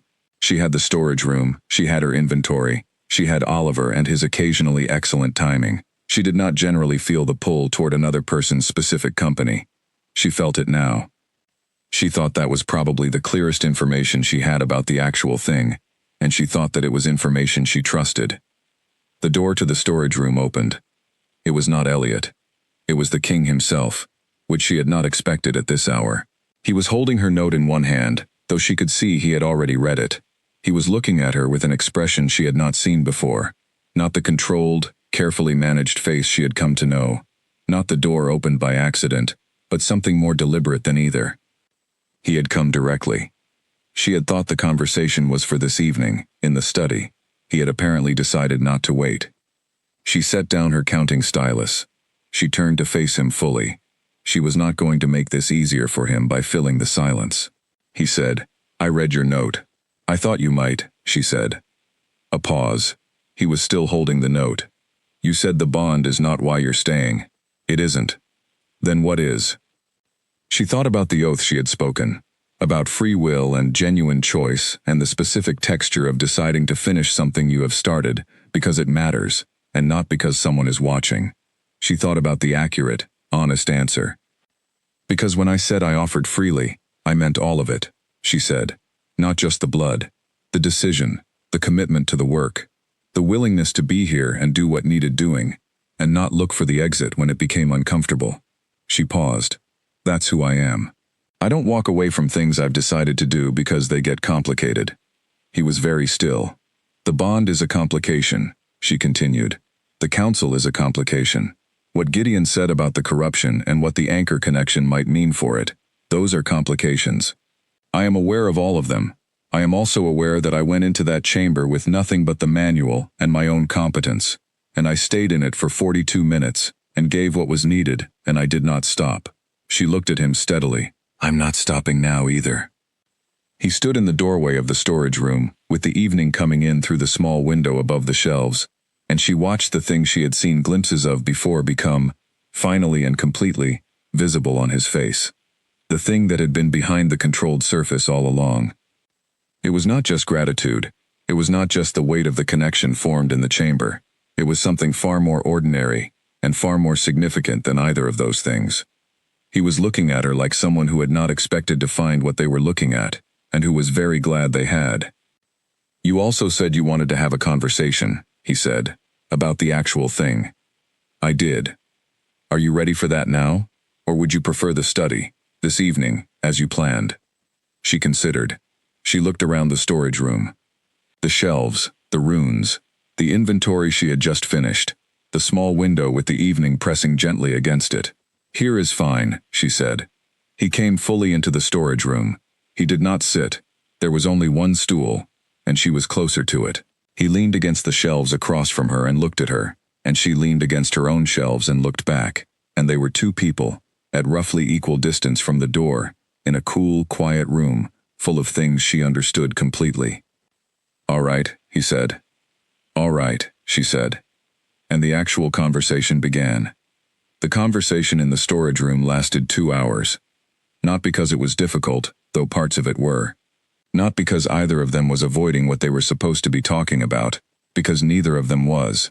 It lasted 2 hours, because they were two careful people, and they were covering real ground, and real ground takes the time it takes. He told her things he had not told anyone. Not the political things, not the corruption management, not the careful architecture of a king's public presentation. She already knew most of that from documents and 18 days of observation. He told her the interior things, what it felt like to make decisions for 7 packs while carrying something in his blood that could not be solved. What it cost him, year after year, to hold the weight and the presentation at the same time. What he had thought about, in the hour after the ritual when the attendants had gone and he was alone with the clean, clear aftermath of it. He told her about the tears that had run down his face at the 37th minute. He said it plainly, with the same directness he brought to everything. No performance of vulnerability, no careful framing, just the fact of it, and the reason, the specific moment when he had felt the quality of her will coming through the channel, and understood, for the first time in 11 years, what it felt like to be near someone who was giving without calculation. She listened to all of it. She did not respond immediately to any particular piece. She gave everything its weight. Then she talked. She had not, in 7 years, told the interior things to anyone. Oliver knew the surface. Petra knew the professional. No one had asked for the rest of it, and she had not offered it, because the opportunity had not existed, and she had not known she needed it to. She talked about 7 years in the storage room, about what it had built in her, and what it had cost her, about the specific loneliness of being someone the pack needed but did not see, about the particular discipline required to continue doing good work when the only standard you were answerable to was your own, because no one else was paying close enough attention to hold you to anything. She talked about the ritual, not the procedure, not the sequence of steps, but the experience of it, the moment the oath became real, the quality of the pull, the hope she had felt for him, that specific, genuine, freely given hope that had not been in any manual, and had not been planned, and had arrived in the extended phase as naturally and completely as breathing. He was quiet for a long time after she said that. Then he said, "I felt it." "I know," she said. "I think I knew. At the time. I didn't understand what I knew, but I think I knew." Another silence. "What do you want?" he asked. Not in the way he had asked it in the study 2 weeks ago, when he was handing her information and genuinely withholding the pressure. He asked it differently now, as someone who was asking because he was in the conversation with her, not managing it. She thought about the question with the honesty it deserved. "I want the thing that's actually true to be what we build from," she said. "Not the strategy, not what's convenient for the pack or what the council can manage most easily. The actual thing, whatever that is." She looked at him steadily. "Do you know what that is? For you?" He looked back at her. The shelves were behind him, the runes casting their faint blue light over both of them. The evening had fully arrived outside the small window. "Yes," he said. "Tell me." He was quiet for just a moment, the pause of someone who has decided to say a thing and is finding the exact right form for it. "I felt you in that channel for 42 minutes, he said. "I felt your concentration, and your effort, and your hope. I felt the shape of who you are, in one of the most unguarded contexts a person can be in, the middle of something difficult that no one is watching. And then I found out what your name was, and I came to the infirmary because I could not send a letter, and I gave you a position in the palace, because I could not let them move you out of reach before I understood what had happened. What I know is that I have thought about you with a specificity and continuity that is not explained by gratitude or obligation, or strategy. What I know is that the 18 days you have been here have been the first 18 consecutive days in 4 years, where I have felt like a person, rather than a function." Another pause. "I think that is the actual thing." Alara sat with that. She sat with it for a long time. Then she said, "That is the actual thing." They did not say much after that. Not because there was nothing left to say, but because some things are better not said immediately. Some things need room. Some things need to be confirmed first by proximity, and by time, before they need words on top of them. She was still leaning against her shelves. He was still across from her. The storage room was cool and quiet, and the runes hummed, and the evening pressed against the small window. She said, "I want to be clear about one thing." He looked at her. "I'm not asking to be a secret," she said. I'm not asking to be managed, or protected, or handled. If this is real, and I think it is, then it is real in the full sense of the word. Known, visible, not something the council gets to paper over with careful language. She held his gaze. I know what I am in this pack. I know how the ranks work and what it means, and what people will say. I am telling you that I do not care about any of that, but I will not be made to feel that I should. He looked at her for a long moment. I would not make you feel that, he said. That is not something I am willing to do. Good, she said. I should also tell you, he said, that Gideon believes what is possible. What the bond and the anchor connection might mean for the corruption requires not severing or suppressing but developing. Time, proximity, the bond deepening naturally rather than being managed at a distance. I know, she said. I've been reading the old texts in my own time. I found the relevant sections about 3 days ago. He blinked, very slightly. You found them. The cross-referencing in the Heritage Library is very disorganized, she said. But the information is there, if you know what you're looking for. A pause. I knew what I was looking for. Something moved in his expression. That quality she had decided was dry amusement, now closer to the surface than usual. Of course you did. I'm not going to pretend I haven't been doing research, she said. I think about things carefully, before I decide about them. That's who I am. I know, he said. I have noticed. She thought that he might have meant that as a compliment. She took it as one. She pushed herself off her shelves and stood straight. He straightened up from his own. They were both standing now, still across from each other, with the room between them, and the decision between them. I need you to know something, she said. Tell me. I am not going to be easy, she said. I will disagree with you. I will tell you when I think you're wrong. I will not disappear into the background and be grateful for the palace wing position, and not require anything of the arrangement. That is not who I am. She kept her eyes on his. I need you to know that before we agree to anything. He was quiet for a moment. Then, I know. I mean specifically. I know specifically, he said. I felt 42 minutes of you in my system. I know exactly what disagreeing with me looks like when it comes from you. It looks like someone who has decided something and is not going to be persuaded otherwise, by rank or pressure, or anything short of an actual argument. He paused. I find that clarifying. She looked at him. It's a significant improvement on the alternative, he said. She thought about all the careful, managed people around him, about the council language, and the healer's clinical measurements, and the advisors who worked very hard to give him what he needed, without telling him things he did not want to hear. She thought about the word clarifying. She thought that she understood what that meant to someone who had been managed for 12 years. All right, she said. All right, he said. She walked to the storage room door. He moved aside, not in a formal way, just in the natural adjustment of people sharing a small space, and she was very aware of that proximity, in the particular way she had been aware of it since the day she first walked into the palace wing. I'll see you tomorrow, she said at the door. There's a preservation issue in the third storage room that I want Roderick to look at, and I want to discuss the ritual texts with you properly, once I've finished reading the relevant sections. I'll have Elliot arrange time, he said. Fine. She paused. And Calum. He looked at her. It was the first time she had used his name directly. She had been calling him nothing, using no form of address, in the specific way that had been true to the ambiguity of the first 18 days. He was very still. Thank you for coming to the storage room, she said. You could have waited for the study. He looked at her for a long moment. I know, he said. She nodded once. That precise, professional nod, the same one she had given him at the end of the ritual, and walked back down the corridor toward her workspace. Behind her, in the storage room, she heard him stand still for a moment before his footsteps moved toward the corridor in the other direction. She went back to her workspace. She sat at her desk. She made tea, and sat with it, and thought about what had just happened with the same careful, methodical attention she gave to important things. The actual thing was real. She had named it.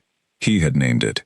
They had looked at it directly, and it had not diminished in the light, and they had not fled from it, and they had not managed it into a shape that was easier to hold. That felt right. She thought about what came next, not the council. They would settle, eventually. Because they were pragmatic people, and the pragmatic position would eventually catch up with them. Not the bond. It was there. It was real. And Gideon's guidance would shape how it developed. Not even the corruption, though that was the largest practical piece. Gideon's texts pointed toward something real, and she was going to read every page of them before she was done. She thought about the ordinary things. Tomorrow morning, the storage room, the preservation issue in the third room, the ritual texts she wanted to discuss, the fourth conversation, and the fifth and the sixth, and all the conversations after those, the ordinary accumulation of days in proximity to a person who said your name the way it deserved to be said.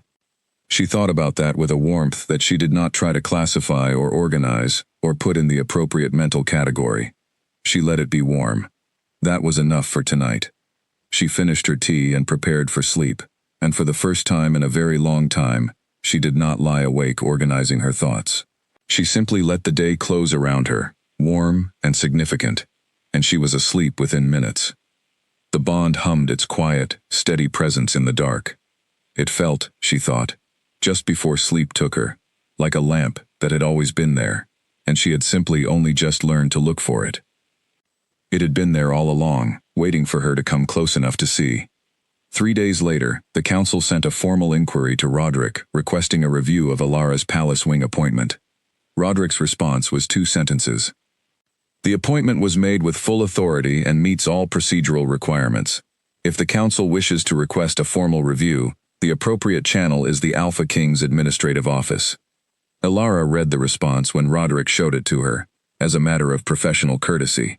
She noted the 2 sentences, economy and directness, with the same appreciation she had felt reading that single word on her first organizational note. You have a similar way of communicating, she told Roderick. He looked at her. I was told you would say that. By whom? A pause. By nobody in particular. She thought about Calum's dry quality, and the fact that Roderick had worked with him for 4 years, and the possibility that some things were contagious. She decided not to pursue it. The council filed no formal review.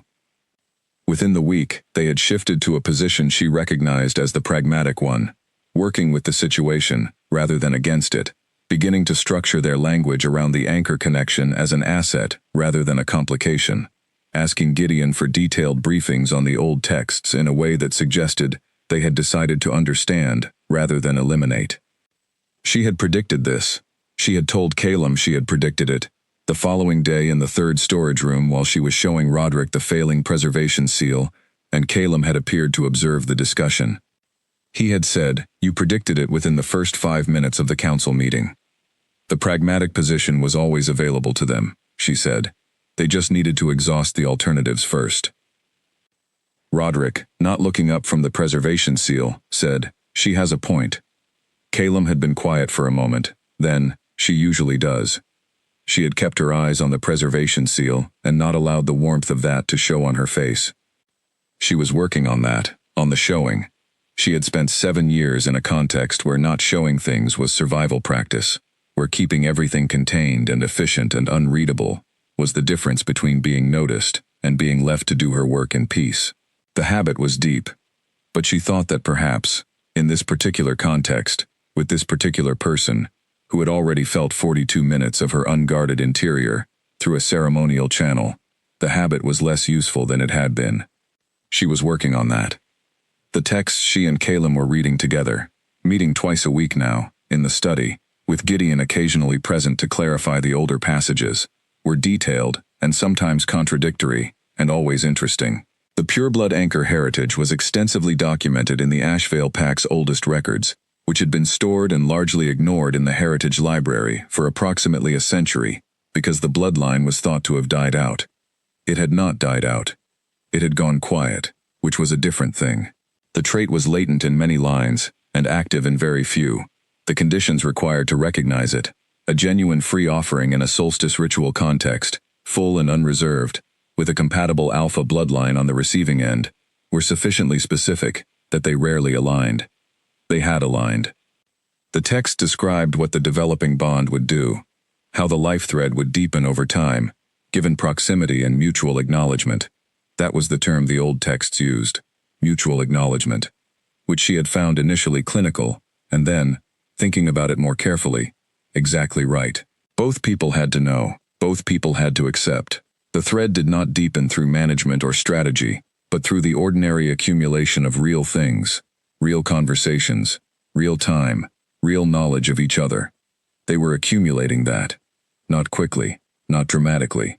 In the steady, consistent, unperforming way that Ilara did everything that mattered to her. She had been working in the palace wing for 6 weeks when Calum said, in the middle of a discussion about the third text description of what a fully developed anchor bond could accomplish for an alpha's corruption defense, "I want to tell the pack about you." She put her finger on the page to mark her place. "About the bond," she said. "About you," he said. "About your role. About who you are, and what you did in the ritual chamber. The pack has been told that this year's ritual was successful. They have not been told why, or who made that possible." He paused. "I would like to correct that, with your consent." She thought about it. She thought about what it meant to be known in that way, not just to the council, not just to Roderick and Gideon and Elliot and Oliver, but to the whole of the Ashvale pack, and by extension, to the allied packs, who would hear through the usual channels. She thought about 7 years in the storage room. She thought about the specific discipline of doing good work when no one was paying attention. And she thought about the fact that she had not done it in order to be seen. She had done it because it was the right thing to do, but she also thought about Calum's words from 2 weeks ago. "You will not be made to feel that you should care about the things you don't." She did not care about recognition, but she cared about honesty. She cared about the pack knowing the truth of what had happened in that chamber, not the managed narrative that left the most important element out. "Yes," she said, "with one condition." He looked at her. "I don't want it framed as the king's bloodkeeper who performed exceptionally," she said. "I want it accurate. I am a storage division Omega who was the only bloodkeeper available, and made the choice to step into a situation she was technically underprepared for, and did it to the best of her ability. That is the story, not the exceptional version, the true version." He looked at her for a long moment. "All right," he said. "The true version is better anyway," she said. "It's more interesting." He looked at the text in her hands. Then at her. "Most things about you are," he said. She put her finger back on the page and returned to the passage she had been about to summarize, but she allowed the warmth to show this time, very briefly, before she looked back at the text. Just briefly. She was working on that. The announcement came on a Tuesday. It was written in Calum's own words. Elliot had drafted 3 versions, and Calum had set all 3 aside, and written it himself, which Ilara learned afterward, and which told her something significant. He described the solstice ritual. He described the circumstances that had led to Ilara performing it. He named her clearly, Ilara Voss, Storage Division Bloodkeeper, Omega rank, 7 years of infirmary service. He described what the extended ritual had required, and what it had accomplished. He said that the most effective ritual in the pack's recent history had been performed by a person who had been handed an enormous task with less than a day to prepare, and had chosen to complete it, without being asked, without conditions, and without expectation of anything in return. He said it was important that the pack know the truth of what had happened. He said it was important because the truth, in this case, was something worth knowing. Ilara read the announcement in the morning before it went out. Calum had given her final approval, which had been the most recent example of him doing the thing he consistently did, asking for her input, her agreement, her actual position, rather than her management. She read it twice. It was accurate. It was exactly the true version she had asked for. She gave him her approval in 3 words. "That is correct." The announcement went to all 7 packs by midday. She spent that day in the storage rooms, doing her work. She was reorganizing the oldest section of the ceremonial vessel inventory, a project she had identified in her first week, and had been working through methodically, in the hours between other tasks. She was methodical today, as on any other day, because the work did not change because other things were happening around it, and the work was part of what kept her thinking clearly. Oliver arrived at the palace wing just after lunch, which was not his usual time, and she knew from his expression before he said anything that he had seen the announcement. He stood in the storage room doorway and looked at her with the expression of someone who has been prepared for an emotional moment and is managing it with approximately 30% success. "I saw it," he said. "I know," she said. "He named you." I asked him to name the truth. My name is part of the truth. Oliver was quiet for a moment. 7 years, he said. Yes. 7 years in the storage room, and then… He paused. He was not going to finish that sentence in front of her, because he knew she would find it excessive. She appreciated that. And then the storage room here, she said, which is considerably better equipped. He laughed, the startled, real laugh of someone who was not expecting lightness at this particular moment. Then he composed himself. Then he said, simply, and without ceremony, I'm glad. Thank you, she said. She meant it the way she meant most things she said, exactly, and completely. He left after that, because she was still working, and they both knew it. But he paused at the door and said, Nora asked me to tell you that she read the announcement, and she's proud of you. Alara paused in her inventory. She thought about Nora, the head bloodkeeper, who had once said she thought Alara could manage careful work, who had not been wrong. Tell her thank you, Alara said. Oliver left. She continued the inventory. The responses came in over the course of the day and the following days, filtering through the PAC's communication channels in the particular way that significant information moves, quickly in some directions, slowly in others, with different reactions in different quarters. The council, she observed through Elliot's carefully neutral reports, was receiving the announcement positively across the allied PACs. The framing had landed as intended, not as a scandal or a complication, but as a genuine account of something extraordinary that had been handled with extraordinary care. She had expected that, more or less. She had also expected what came next. On the 4th day after the announcement, the invitation arrived.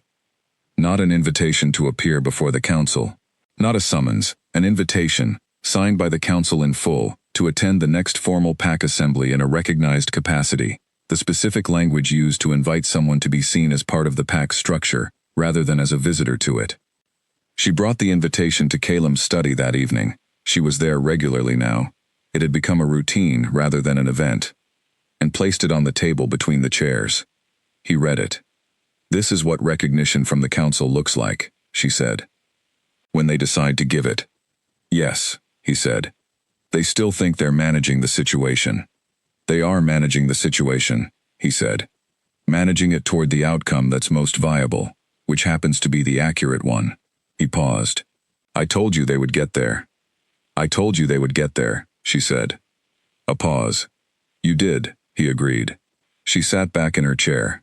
She thought about the PAC assembly, about what it would mean to attend in a recognized capacity. She thought about the specific distance she had traveled in the past 2 months, not in space but in the structural reality of her position in this PAC, and how that distance felt.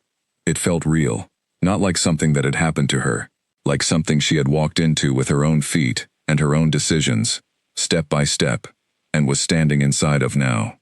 I want to say something, she said. Tell me. She looked at him, across the study chairs, in the evening light that had become familiar over these weeks. I am not here because of the bond, she said. He was quiet, listening. I mean, the bond is real, and it is part of what this is, and I am not diminishing it, she said. But I need you to know, because I think it matters to be clear about it. I would be here without it. If there were no life thread, if the ritual had been ordinary, if I had walked out of that chamber and recovered and gone back to the compound storage room and none of this had happened, I think I would still have ended up here eventually. She paused. Because you are the kind of person I want to talk to. That is the real thing. The bond is how the door was opened faster. But I would have found the door. He was very still. She had thought about this for a long time. She had wanted to say it carefully, to make sure it was true before she said it. Because accuracy mattered, and she did not tell him things she had not confirmed. It was true. I think about you as a person, she said.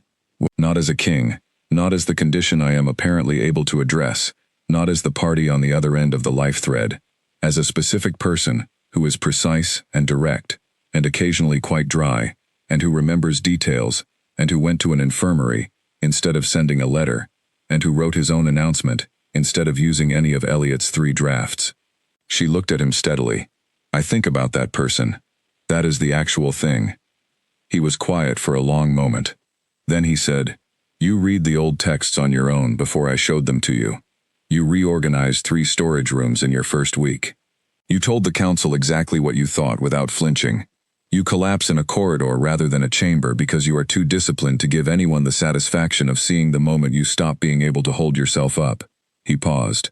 And you write 4 sentences when 12 would be easier, and say more. She looked at him. I think about that person, he said. That is also the actual thing. She was quiet for a moment. We are in agreement then, she said.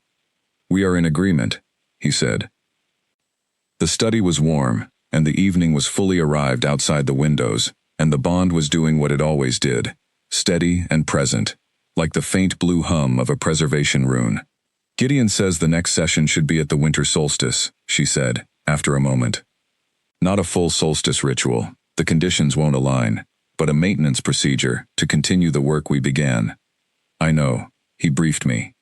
He also says, she paused, he says that what the texts describe as the anchor bond's full potential is something that develops over years. Not weeks, not months. Years of the life thread deepening and the bond becoming what the old texts call anchored in the full sense, stable enough to genuinely push back against the corruption rather than just suppressing it. Years, Calum said. Years, she confirmed. She let that word sit between them. She let it be the size it was, significant, not frightening, large in the specific way that true things are large. He said, You are not concerned about that? No, she said. Are you? He looked at her. Something settled in his expression. Not resolved exactly, but chosen. A thing decided, and landed on with both feet. No, he said. She nodded once. The precise, professional nod. Then she reached over to the table and picked up the ancient text they had been working through, and found the page she had marked. There is a passage here that I want to discuss, she said. Gideon thinks it describes the first documented case of an anchor bond achieving full resolution of a corruption. I think the translation is slightly off, which changes the timeline described, and I want your opinion. My opinion on a translation question, he said. You read the old script, she said. Gideon told me. He said you taught yourself from the Heritage Library records. A pause. I did. Then your opinion is useful. She held the open text across to him. He took it, and she watched his eyes move to the passage she had indicated, and she thought about years of ordinary accumulation, and what that was going to look like in practice. These evenings, these texts, these conversations, that started with translation questions, and ended with actual things. She thought it was going to look like this, exactly. It was going to look like 2 careful people in study chairs, in the evening light, doing the work together. She had offered freely in that chamber, and the ritual had recognized it, and the bond had formed, and she had stayed, and the council had managed toward the truth, and the pack knew her name, and years stretched out ahead of her in the warm, quiet room. She thought about the oath. She thought about meaning it. She still meant it. All of it. The offering and the staying and the choosing and the continuing. She still meant every single word. The third line, she said, pointing at the text in his hands. That is where the translation diverges. He looked at the third line. He read it. He was quiet for a moment, the specific quality of quiet that meant he was actually working. Then, you're right, he said. The timeline is significantly shorter than the standard translation indicates. She felt a small, private satisfaction at that. I usually am, she said. He looked up from the text. There it was again, that quality in his expression, close to the surface now, the dry amusement warming into something more direct, something that did not need managing. Yes, he said. You usually are. She took the text back and read the corrected passage. Outside the windows, the night was fully settled and the compound was quiet, and somewhere in the Heritage Library, the old texts waited patiently to be read by 2 careful people who were going to read all of them. There was a great deal of work ahead. She was looking forward to it. She was looking forward to all of it. She turned the page and continued reading, and beside her, or rather across from her in the study chairs, where the evening light lay warm and steady between them, Calum Drace read with her. And the bond, which had begun with an oath in a stone chamber on the longest night of the year, sat in the background of everything, and hummed its quiet, permanent hum, like something that had always been true. Waiting only for the two people who were supposed to find it. They had found it. They were going to build something real with it now. One careful, honest, unperforming day at a time. The pack assembly took place 2 weeks after the announcement, in the main hall of the Ashvale compound, the large, high-ceilinged space that Alara had passed through a handful of times over 7 years, always at the edge, always in transit toward or away from the storage room. She walked into it this time with different feet. Not different in any performance sense.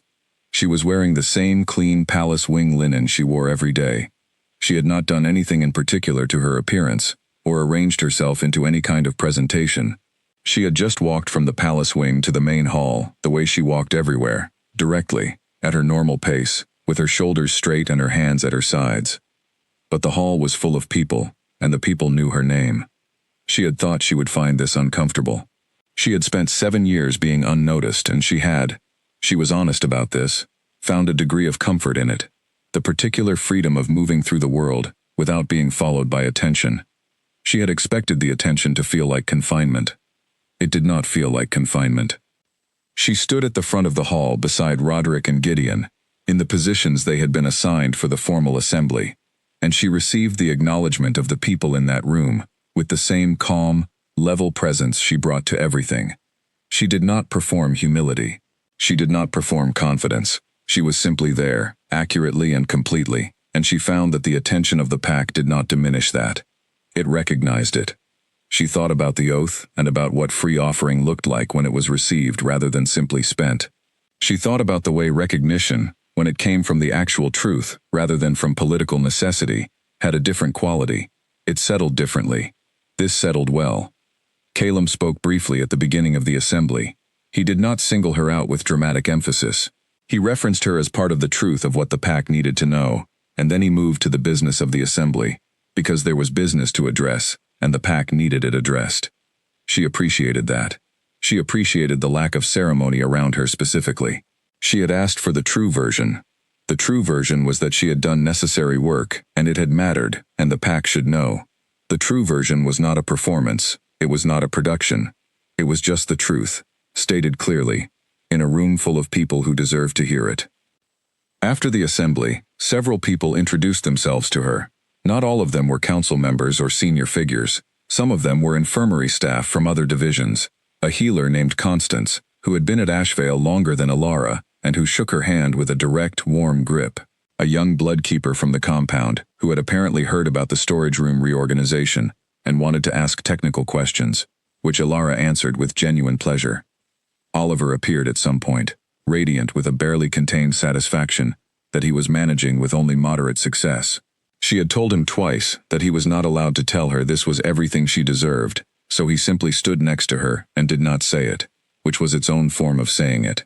She let him have that. It was not unreasonable. Later that evening, she sat at her desk in her workspace, with a cup of tea, and the Heritage Library's most recent text acquisition, a newly located document, related to pure-blood anchor lineage, that Gideon had found in the archive's secondary collection, and had sent to her, with a note that said simply, "Relevant to your research." She read for an hour. The document was dense, and its notation system was different from the texts she had been working through with Calum, but she adapted quickly. She always adapted quickly. She made careful notes in the margins of her own reading journal, dated and sourced and cross-referenced with the other texts. She was building a complete picture. She had been building it since the day she arrived at the palace wing and read her first heritage text on her own, and it was taking shape now with a clarity she found deeply satisfying. The picture was this. The anchor bond, fully developed, was not simply a medical solution to a specific corruption. It was something older than that. In the records that predated the standardization of pack hierarchy, the language around anchors was different. They were not described as blood keepers or donors or ceremonial roles. They were described in terms that her modern context did not have clean equivalents for. The closest translation she had found, in a passage that Gideon had confirmed when she showed it to him, was something like, "the one who holds the center." She had thought about that phrase for 3 days. The one who holds the center. Not the person who holds things together. Not a support structure or a stabilizing force. Not something that exists in service of something else. A center in its own right. A genuine, independent point from which other things can orient. She thought that was accurate. She had always been a center. In the compound storage room, in the careful maintenance of the blood reserves, in the quiet competence that had held the infirmary's most critical section functional through years of being overlooked. She had been a center that no one had known to orient around, because they had not looked. She had moved now. She was easier to find.